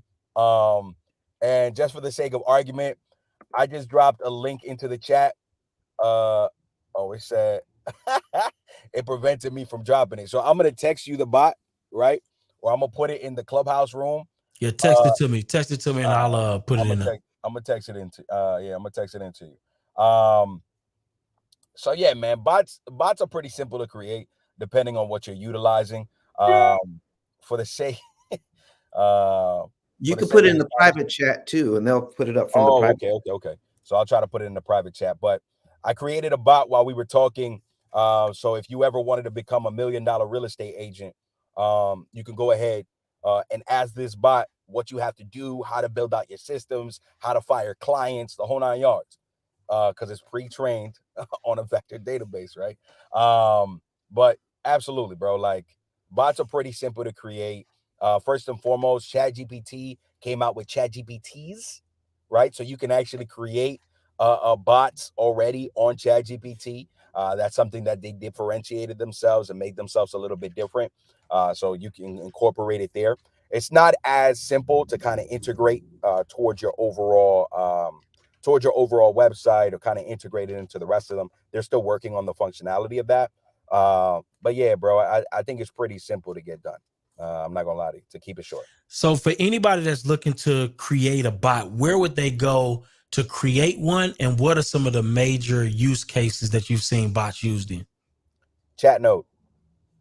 ChatNode is a phenomenal website that you can utilize to create your own bot, right? They have different plans, and each plan has a specification about how much you can actually program it. I don't know if the people realize the gem that I just gave. I just gave y'all something. Please write that down, research, apply it, run with it ASAP. You want to create a bot creating service for people, just throwing it out there. Right. Thank you. Throwing it out there. But you can utilize ChatGPT. That's absolutely one of the ways in which you can utilize or create your own chatbot for specific clients. It's a little bit more complex on ChatGPT than it is on ChatNode, because you could create a bot, give it specific parameters, tell it to stay on points, tell it to stay on task. So, there's stuff like that. But shout out to No Stingy Energy. My God. Yeah, I just wanted to add to the bot side of things, because I know it's a lot of different types of bots. And each bot, utilizes different tools and different access levels, right? So there's a lot of times there's no two of the same bots. There's easy bots, and there is some real complicated bots, right? LangChain I gave out earlier is literally the most advanced form of bot there is right now, right? But when I say that word, right, that's going to be the more complicated thing for people to go do, right? I can, it's easy I can throw out 10 apps, right? But is that holding our people back, being users versus being creators, right? So and so that's my biggest thing, right? So real quick, so LangChain, you said LangChain, that's LangChain. Yeah. All right. So Now, let me give a bot that may be easier though, with that same exact use case that you yeah, just because I gave. want some step by steps. Because somebody put in the chat. I'm a super AGI for those on level 1, right? I'm gonna start there. The best thing about when I give out tools like that, I'm giving out open source tools. So when people start to utilize these things, they start learning what a vector database is, how they can use other things besides ChatGPT, right? Tool number 2, LM Studios. LM Studios, right? That LM Studios is one of the most amazing things out there, right? But the biggest thing LM Studios is going to show you, all it is, you simply download it on your computer, and it's going to show you how you can chat GPT without chat GPT, without Gemini, without Bard, without any of them, right from your computer, right? So that's what LM Studios is going to show you, right? So when it comes to being able to pick between 1,000 different language models, I know, it sounds easier for somebody just like, oh, why don't I just go to ChatGPT, right? But to be able to utilize, last one I'm gonna give you, Open Interpreter. For example, when I install Open Interpreter, it lives on my computer. So if I want to do anything, I don't have to upload it anywhere, right? All I have to do is tell my computer that file you just had, hey, I got this whole folder full of 100 different pictures from my iPhone, translate them all to JPEG and save in a different folder. And that's all you have to do. It's your computer access level. So I agree when they say go to ChatGPT and get prompts, right? But the thing is, where's the prompt going? When you have a tool like Open Interpreter, it has access to your command line. That means it lives on your computer. That means the prompt to ChatGPT is, hey, what can an AI that has access to my computer give me prompts that AI can do to my computer if it had access to my command line. Now it's prompts to say, hey, organize my whole folder. Hey, organize all these pictures. Last tool I'm gonna give just so you can put it with Open Interpreter, right? Because Open Interpreter means now you can talk to your computer and it can do stuff for you, right? And so that just means, all right, what can my computer do for me? Can it edit TikTok videos? If it had the capabilities, right? A tool like subtitles. You literally computer to find the file, do the work, and it's done. So that's Open Interpreter. Absolutely. Love it, love it, love it. So we just got some insight on these bots, right? And I really just kind of want to make sure that we can kind of demystify, because I think when people hear that, they automatically get intimidated. I know I have, by different bots. But Luis, real quick, so for anybody who is looking to get some step-by-steps, right? They just need the top 10 things that everybody can be doing. What are some of those things you would say? They can start today. Yeah, they can start today. All right, it's gonna sound really redundant, right? I like to keep it as simple as possible, as redundant as possible.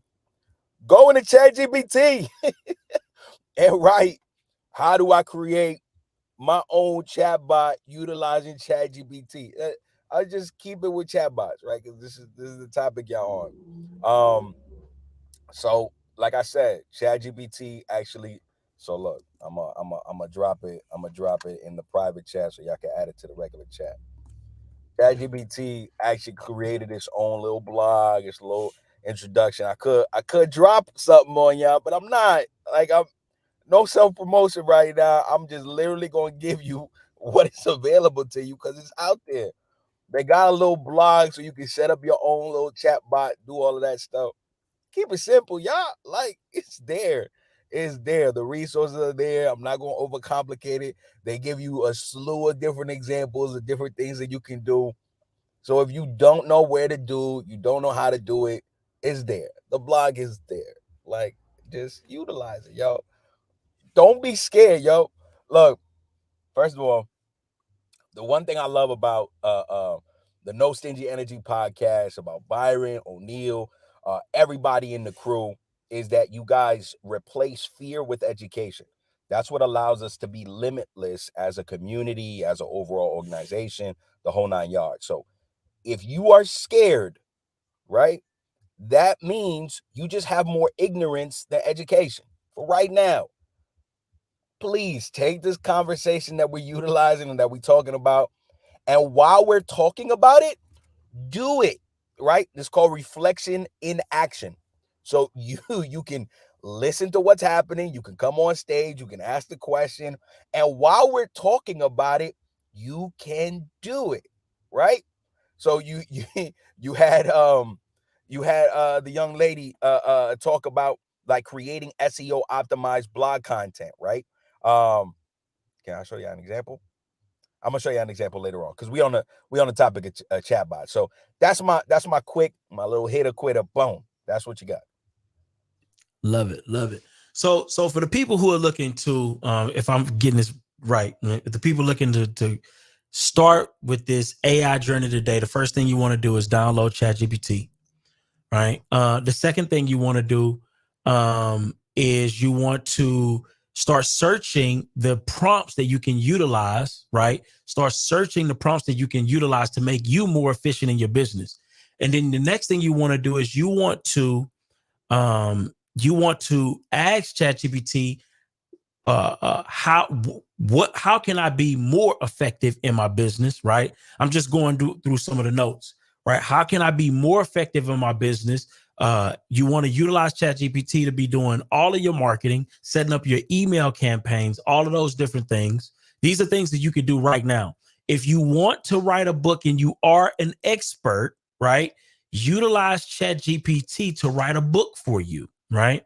You can also utilize ChatGPT if you want to take it to an advanced level, get yourself a server, right? Some type of server to be able, or a database to be able to house all of your information so that ChatGPT can reflect from that to utilize it as a chatbot, to utilize it to create books for you, whatever you may need to do. Am I understanding that correctly, Luis? Yeah, that's absolutely correct. All right. If you haven't already, make sure you hit the like button. Go ahead and hit the like button. We're trying to grow this thing here. And the way you can kind of reciprocate some of the knowledge that has been spread today is by hitting the like button. That's it. It's real, real simple. So go ahead and hit the like button if you haven't already. Yeah, and share it out if if you don't mind helping other people win, just like how people are helping you win today. You know what I mean? We want to keep that good karma circulating in the room. So real quick, for anybody who is looking to join the stream and has a question for our experts up here, please join in. You just join the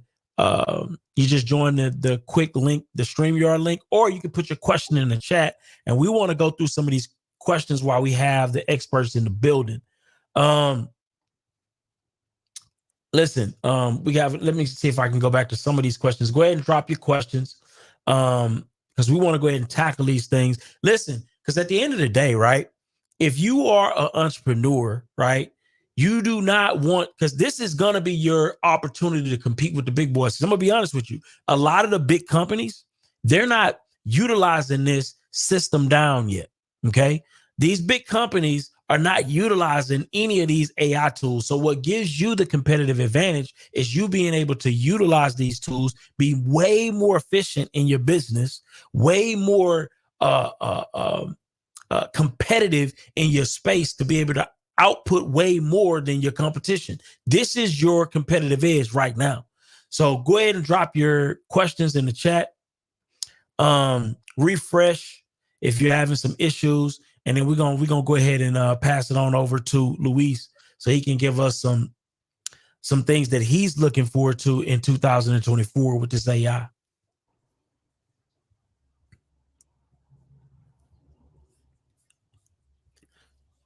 So, Luis, what are some of the things you're excited about in 2024 with this AI?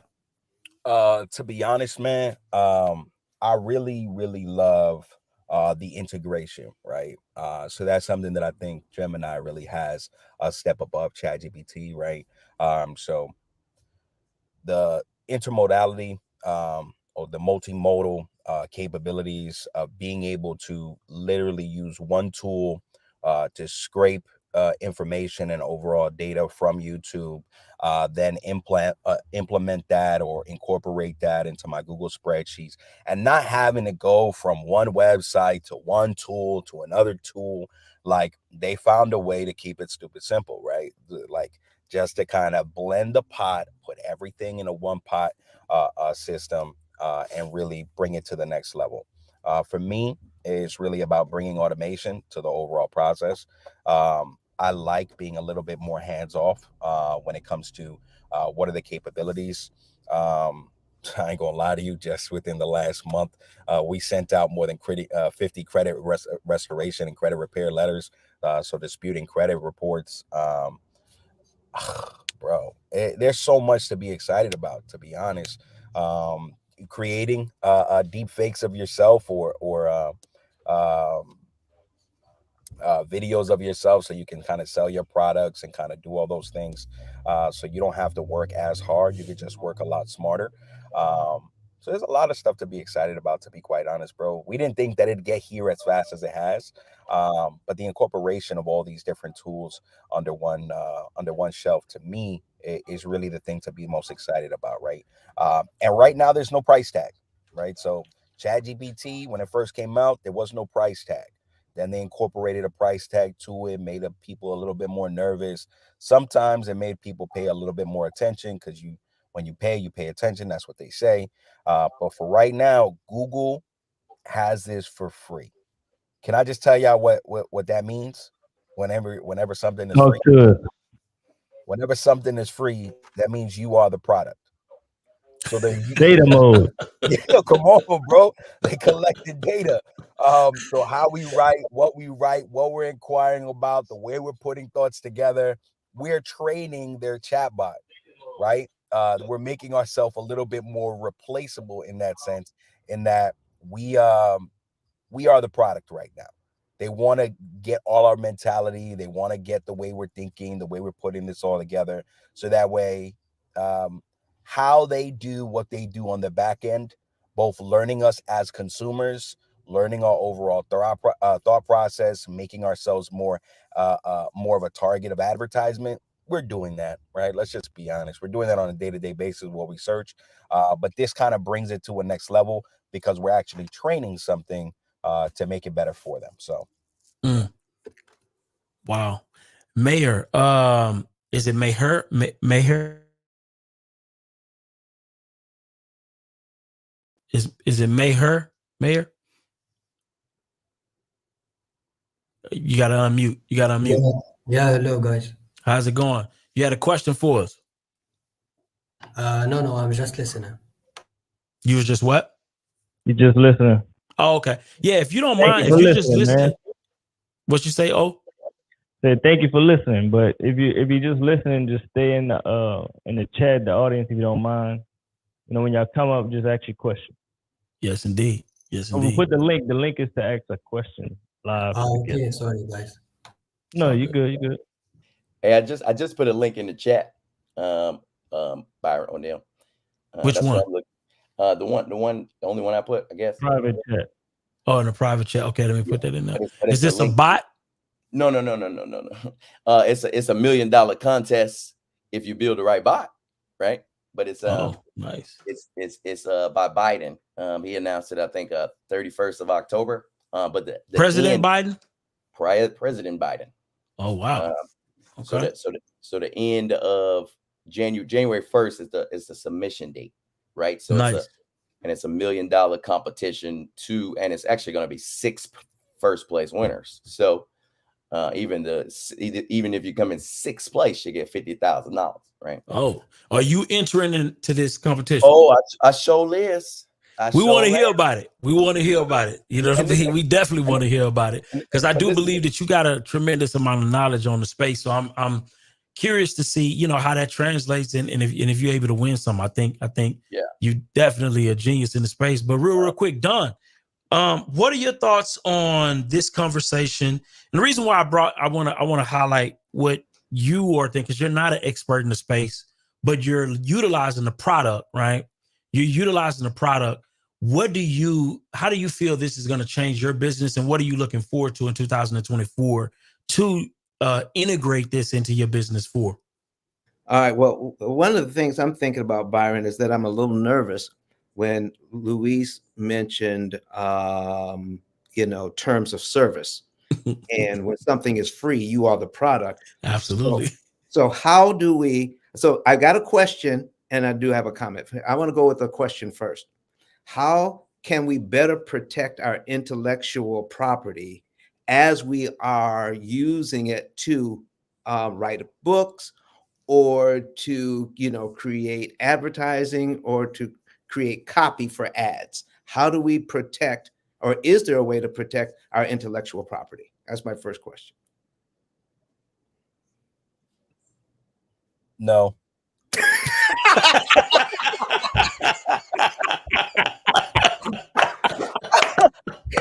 It's over.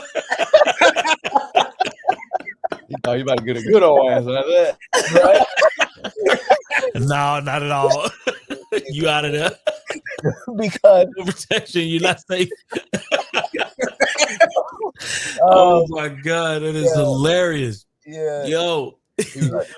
You're giving it access to your data and it's being trained on your data. So it's yours while it's in your head.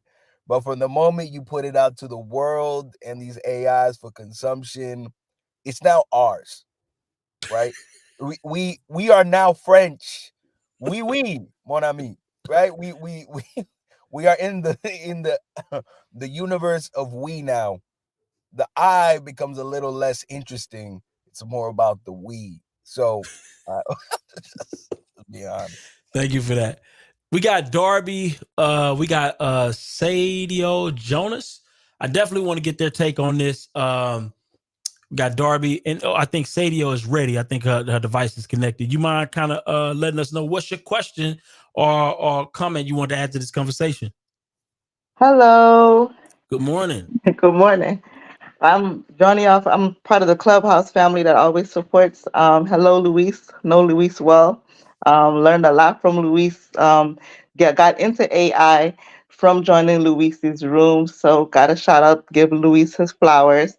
I just wanted to add a comment for all business owners. I'm an AI strategist, and one thing I wanted to let all business owners know is that you can increase your value stream. You can add a value add to any business that you have. So, for example, if you are a hairdresser, create an ebook or create short videos and tutorials on how your clients can maintain their own, maintain their hairstyle, maintain um, the treatments for their hair, etc.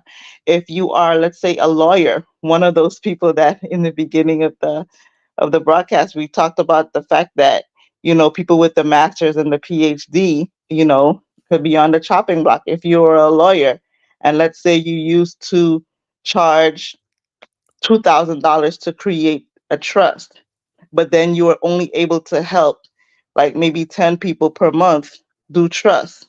You can drop your price to $200 and then you can help 200 people create trust, right? Because now you have an assistant that can help you set up the basics and then you can just add your knowledge to it. So there's various ways that people can, sort of help more people with their business because now they have a virtual assistant or a virtual employee to help them. So that's my take on it. And anyone can do this in any field, right? Wow, that was amazing. I appreciate that information. Basically, what she said was for the people, and this can translate to any business. What's going to happen is people are going to drop their prices, which is going to increase their revenue, and then they're going to get AI to do the bulk of the work. That is genius, right? So these are the practical ways that we can be more efficient in business right now. But we got my guy Darby. I don't know if he cut his so Darby, what's going on, Darby? What are you thinking about this? How do you feel like this is going to help you in your business in 2024? What are you most excited about? So I'm all about implementation to make things easier for me.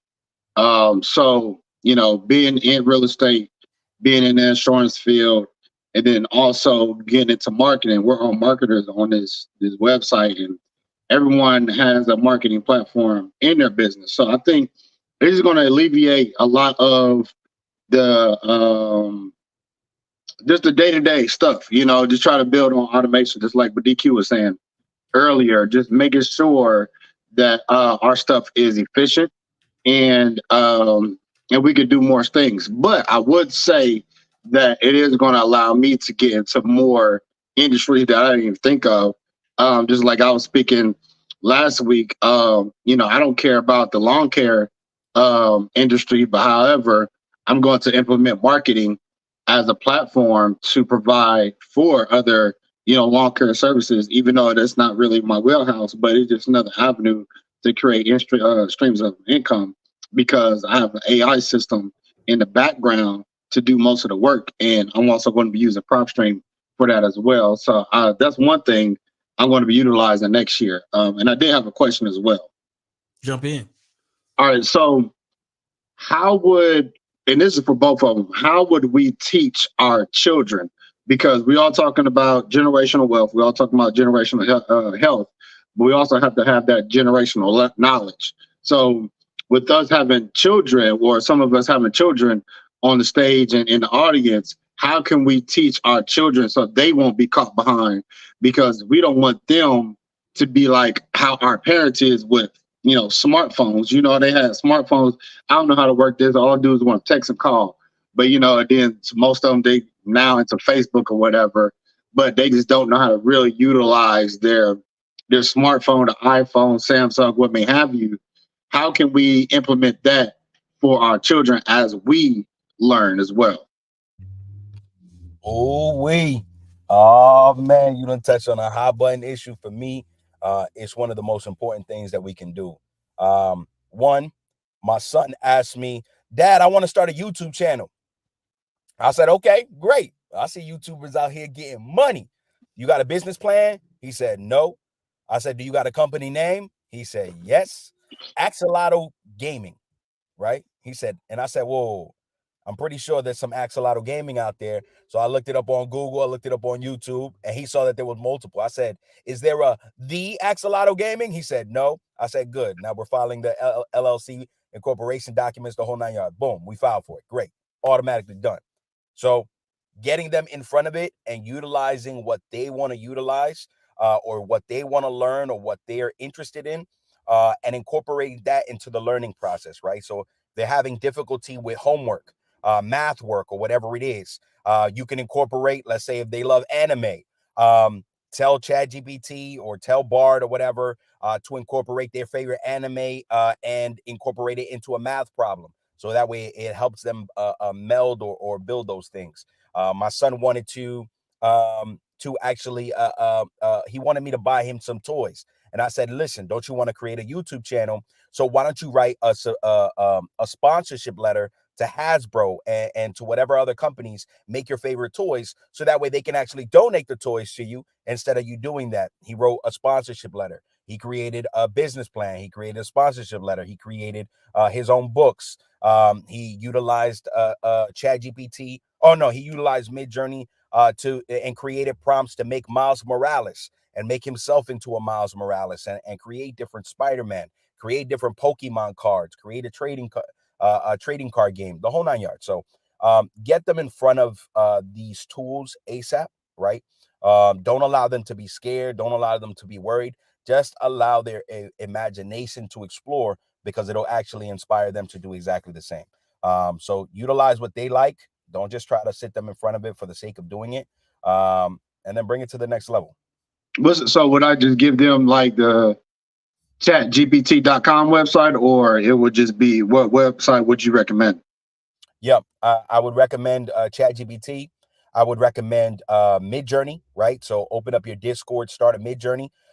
One thing, when they start seeing images that they really like, that they helped implement and create, they get a little bit more excited. They get into the purpose of wanting to do it, right?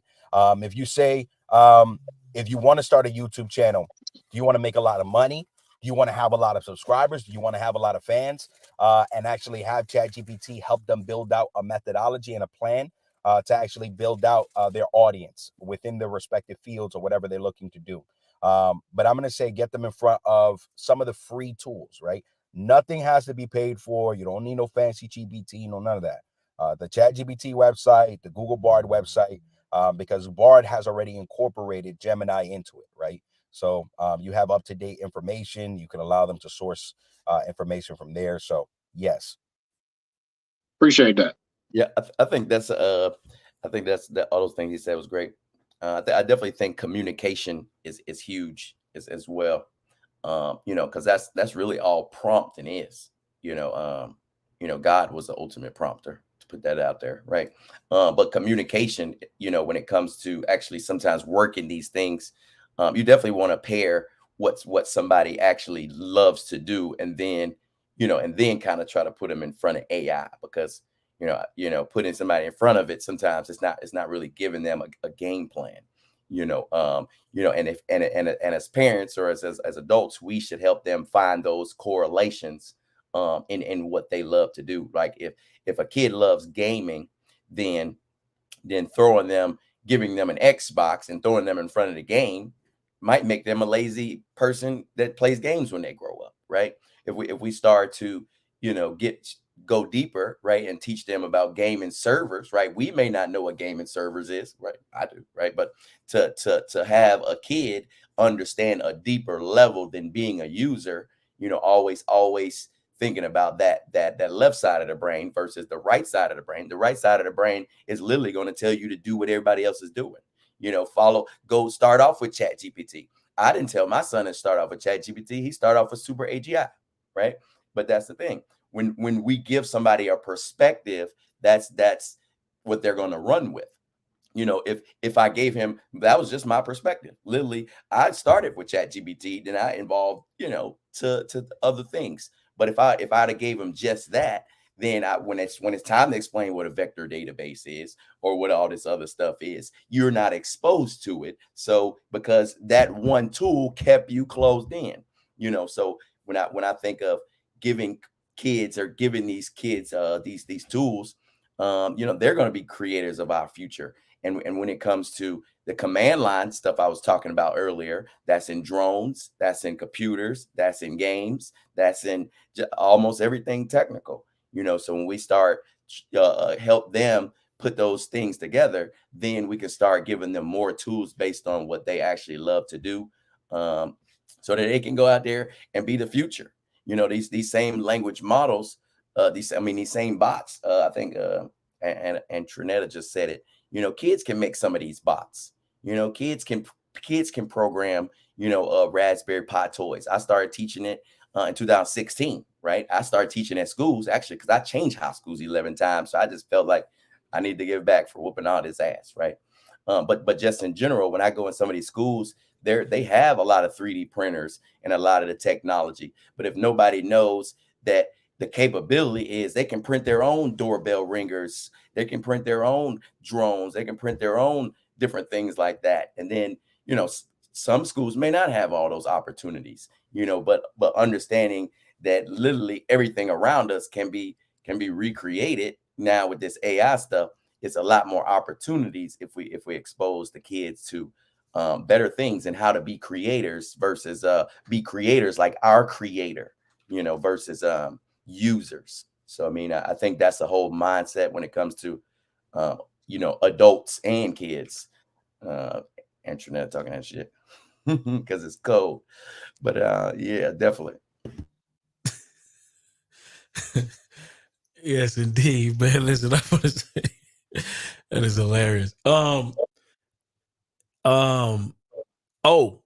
any Yo, final thoughts on this, man? What you think, man? What's your thoughts? Hey, a lot of I want you to post that other link though, because everybody. I think I did post it, didn't I? No, the other one, because I actually gave you a link to a hackathon because I wanted to say literally everybody that's clicked that link and they sign up for the hackathon, even if they're the one that says Google Gemini, the one that says Lab, you know, like the biggest thing, even if you're not trying to use the hackathon, you're going to end up getting free credits to utilize not GPT report card, the other one. GPT report card is actually my submission for the hackathon that was yesterday. So you'll hear me talking about how advanced the bot is that I built, and you'll be able to play with it, check it out. And that competition is 72 grand, and that's going to be announced this week. But the Google Gemini link that I put, yeah, that one. Everybody that signs up is going to get free credits to use Google Gemini through the API. So, you know, using tools like Streamlit, which is also free, right? You know, everybody can actually practice making an advanced bot with free credits. So that's what the Gemini hackathon is about. And if y'all want to join my team, hit me up. If you want to, you know, make your own team and compete, hey, all power to you. But you're gonna end up getting free credits to be able to use, and this site just in general, lab.ai. You know, I've been a part of a lot of different hackathons, you know, creating applications and stuff like that.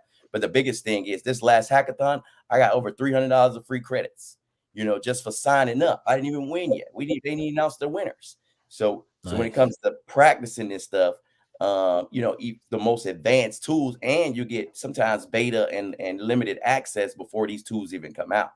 Because companies like Gemini, Google, and all the products they create, they want us to use it. They want us to build bots. They want us to build apps. So they literally say, hey, here's a competition. Hey, here's a hackathon. Hey, join this, do that, you know.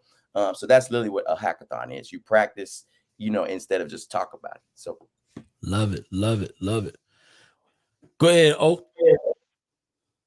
Yeah, man, like I was saying earlier, I'm one of them people y'all talking about. I don't want to be one of them old people saying you know, I'm not using AI like Darby was talking about. I don't want to be one of those people who be like, you know, this is way too much for me. So I definitely need to start implementing some AI things. I need to start using it daily.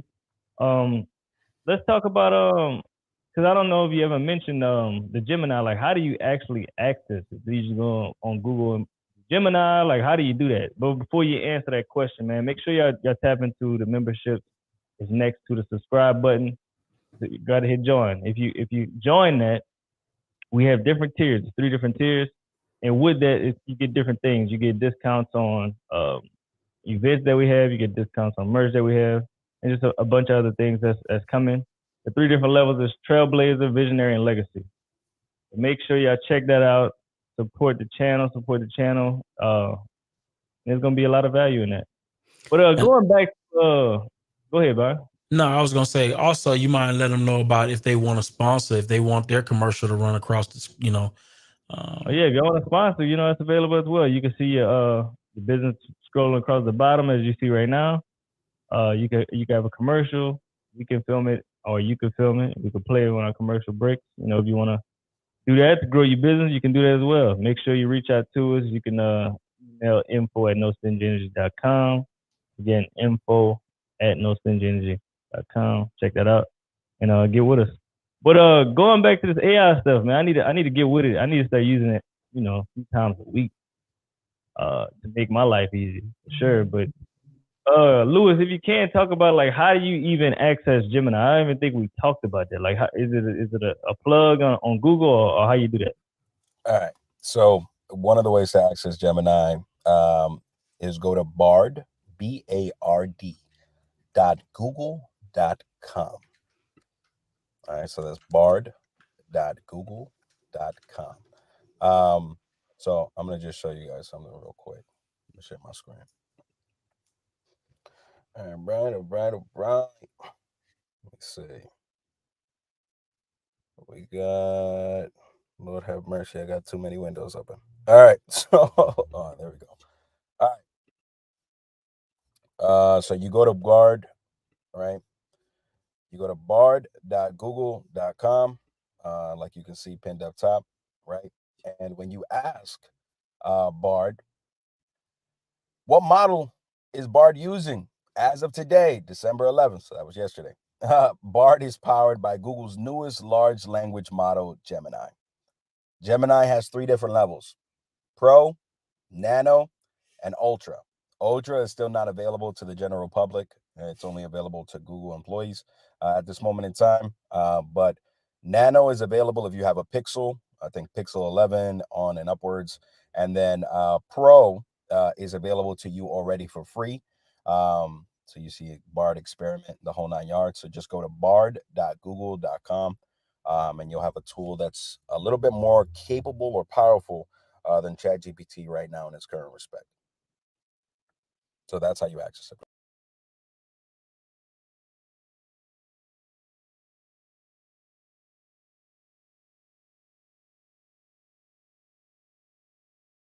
You already have an account, or how that work? You got to put a new account, or what? Business account, it didn't work. Is that it? Huh? Is that true? What? So I tried it with a, I don't know what happened to.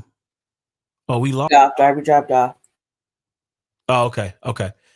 So you need to do that from a personal account, not a business Google account, because I have a business Google account. So if you set up a Bard, I think you have to use a personal one. I wanted to verify that with Luis. Oh, Luis is back. So Luis, can you kind of verify that? Because I tried it with a business account and they said that account wasn't eligible. But when I tried it but the personal account, that works with Bard. Is that correct? That's correct. Yeah, Okay. you can set it up. You can set it up on a personal Google account. Got you. Okay. All right. So you need that to be on your personal account, and then you're good to go. Correct? That is correct. Mm-hmm. All right. Cool. Any final words, anybody, before we head out? Oh, you have any final words? Luis, my guy D Hudson, Ice, Maran. We still got Maran James in the building. Let's hear from Maran first, man. Let's hear from the lady, man. Ladies first, What's your thoughts on this conversation, Maran? Hey, I think it's great. I'm over here copying and pasting all the links, and No, thank you guys for sharing. It's definitely a way to stay ahead of the curve. So I appreciate it. I absolutely enjoyed it. Love it. Love it. D Hudson.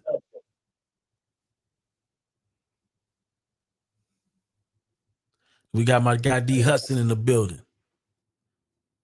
Is he not here? Okay, we'll come back to D. Go Ice. to Ice. Listen, everybody, computers aren't smart. They're just fast. They take all of this data, they crunch it, give you a great understanding of what you can do based on the knowledge of the crowd.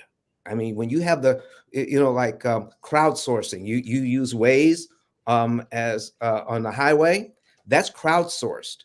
When you have all of this information coming in from the crowd, do you realize how smart the crowd actually is?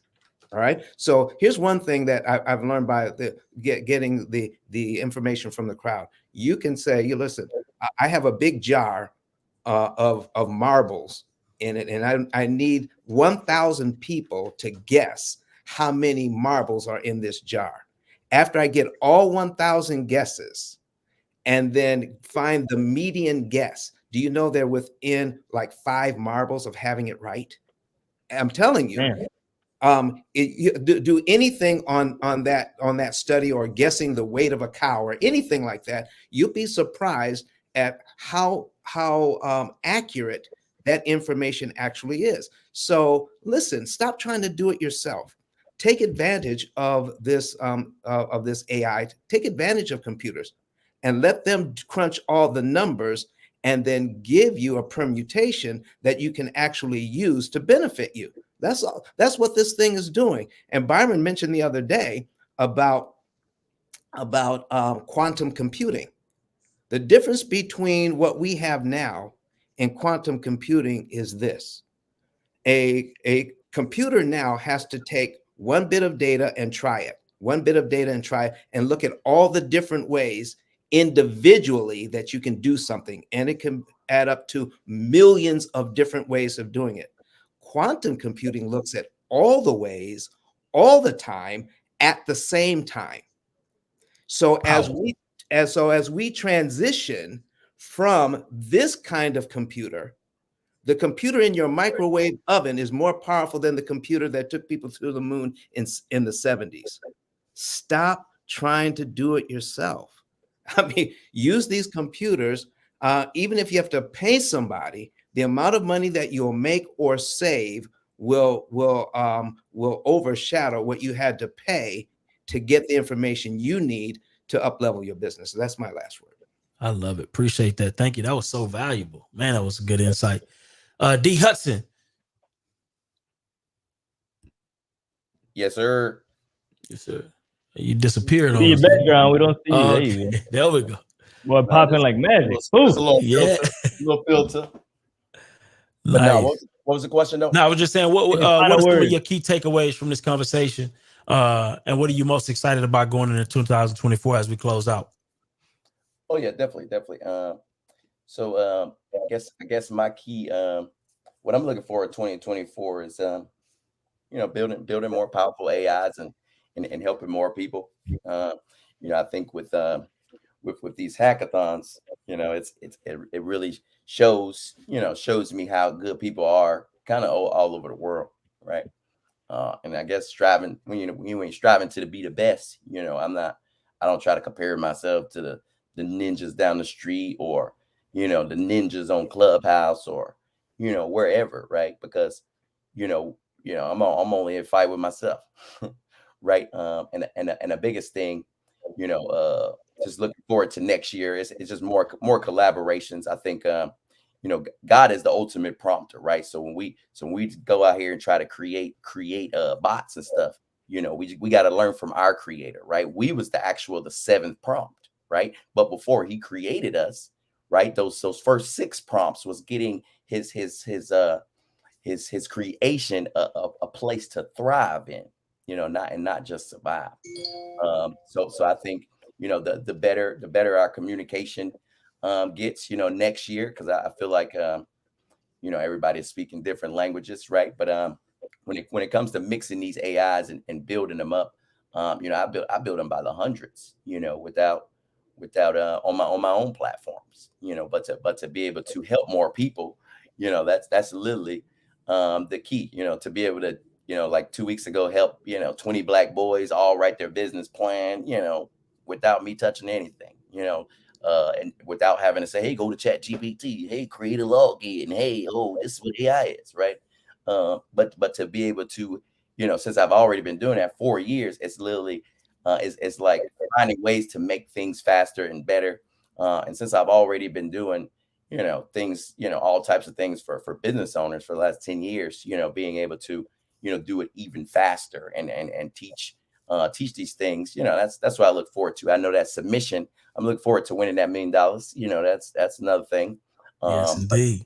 but when it comes to, building a little bot and a big bot, it's a huge gap between some simple bots and some more complicated ones. That one link that you put, and I definitely use my business account when I use, Yes.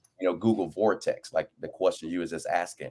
All you have to do is go to your Google console and you go to Google Vortex to be able to access Gemini and Palm 2. Besides being a user on the front end of whatever bar it is, right? Because my tokens is going to cost me money, and that stuff is going under my business name, not my name. But when it comes to creating these new tools, it's a lot of times it's a mixture. If you check out that GPT report card, that app I created in 4 days for the hackathon submission that was yesterday, and it's live on Labs Lab website right now. Love it. For the competition. But the biggest thing is understanding the complexity between some of that stuff. So when you decide to go for this $1 million, it's not going to be a simple app. You're just going to jump on and blow me out the water, because I'm going to smoke whoever using that. I love it. Appreciate it. So real quick, we got my special guest. We definitely got to get the special guest in before we close out real quick. Luis, man, first of all, I want to say thank you for coming in and blessing the people with all of your knowledge, skills, and expertise. But before we close out, it wouldn't be right if we did not end on you. How people can get in contact with you if they're looking to network or build with you in this space, and and just share with some last words from you, man. But it's on you, Luis. Yeah, man. First and foremost, man, thank you guys for kind of keeping me in the loop, and even bringing me on today. Like, it means a lot, bro. Final thoughts. First and foremost, if you guys want to stay in contact with me, my information is already on the screen, right? So you got meetluis.com.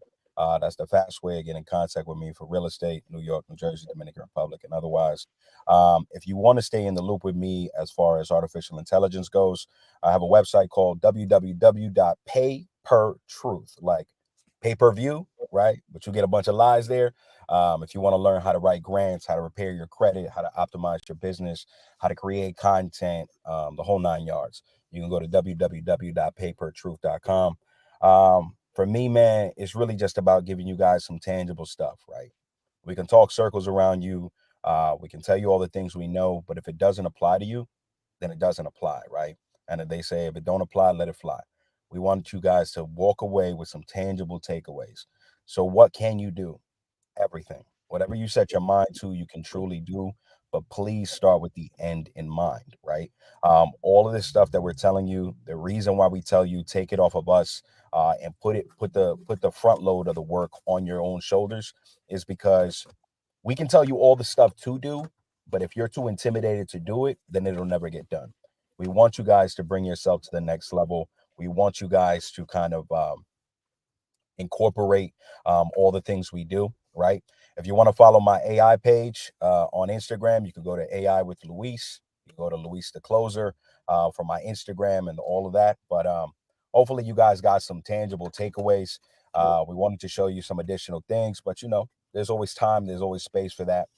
So when you either follow me on Instagram, do whatever, we can get you involved in our Discord. We can have Byron kind of send out the link for that. So you guys can join our Discord whenever we're doing classes, whenever we're doing instructional videos. We're actually teaching our community how to utilize Gemini and bring it to the next level this coming weekend. So if you guys want to learn more, you can either join the Discord, follow on Instagram, do the whole 9 yards. And thank you guys for joining us, man, for real, for real. And to the brothers of No Stingy Energy, man, let's talk about it. The originators. Yes, indeed. Hey, man. Today was phenomenal, man. If y'all enjoyed today's content, make sure y'all put some flame in the chat, like the video, share it to a few friends. At the end of the day, we all need this technology to move better, make more money, to move more efficient in our business. Make sure you share it out to some people. Make sure you hit the like button, man. We got 54. 100 likes would be cool. Make sure you join the community, join the membership, so we can bring y'all more value. You know, you can get more benefits, and we can build a strong community. That being said, man, you got any final words, Byron?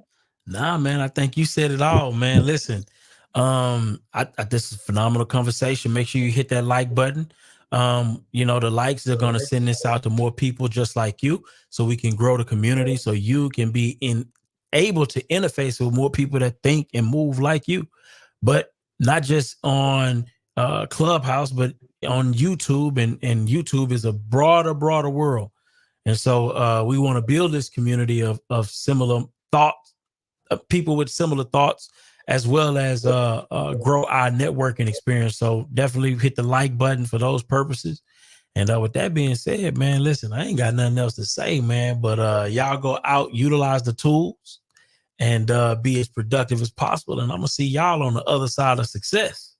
Yes, indeed. What's up, y'all? So most people struggle with sales. A lot of us in real estate, and we struggle with our sales. We struggle with follow, we struggle with leads, and we just basically missing out on deals. For me, I just got on Taskify CRM. They send messages out for you. And look, a lot of us have work. When you get off of work, you have hot leads ready for you. Make sure you check out Taskify CRM. I'm telling you, it automatically replies for you. And look, it sends you multiple messages. Like we're talking about drip campaigns, so you're not missing out on the lead follow-up. So make sure you check out Taskify CRM. Use coupon code NOSTINGYENERGY to get 10% off. I'm about to show y'all inside my CRM so I can see how it really works. Make sure y'all check it out. Peace.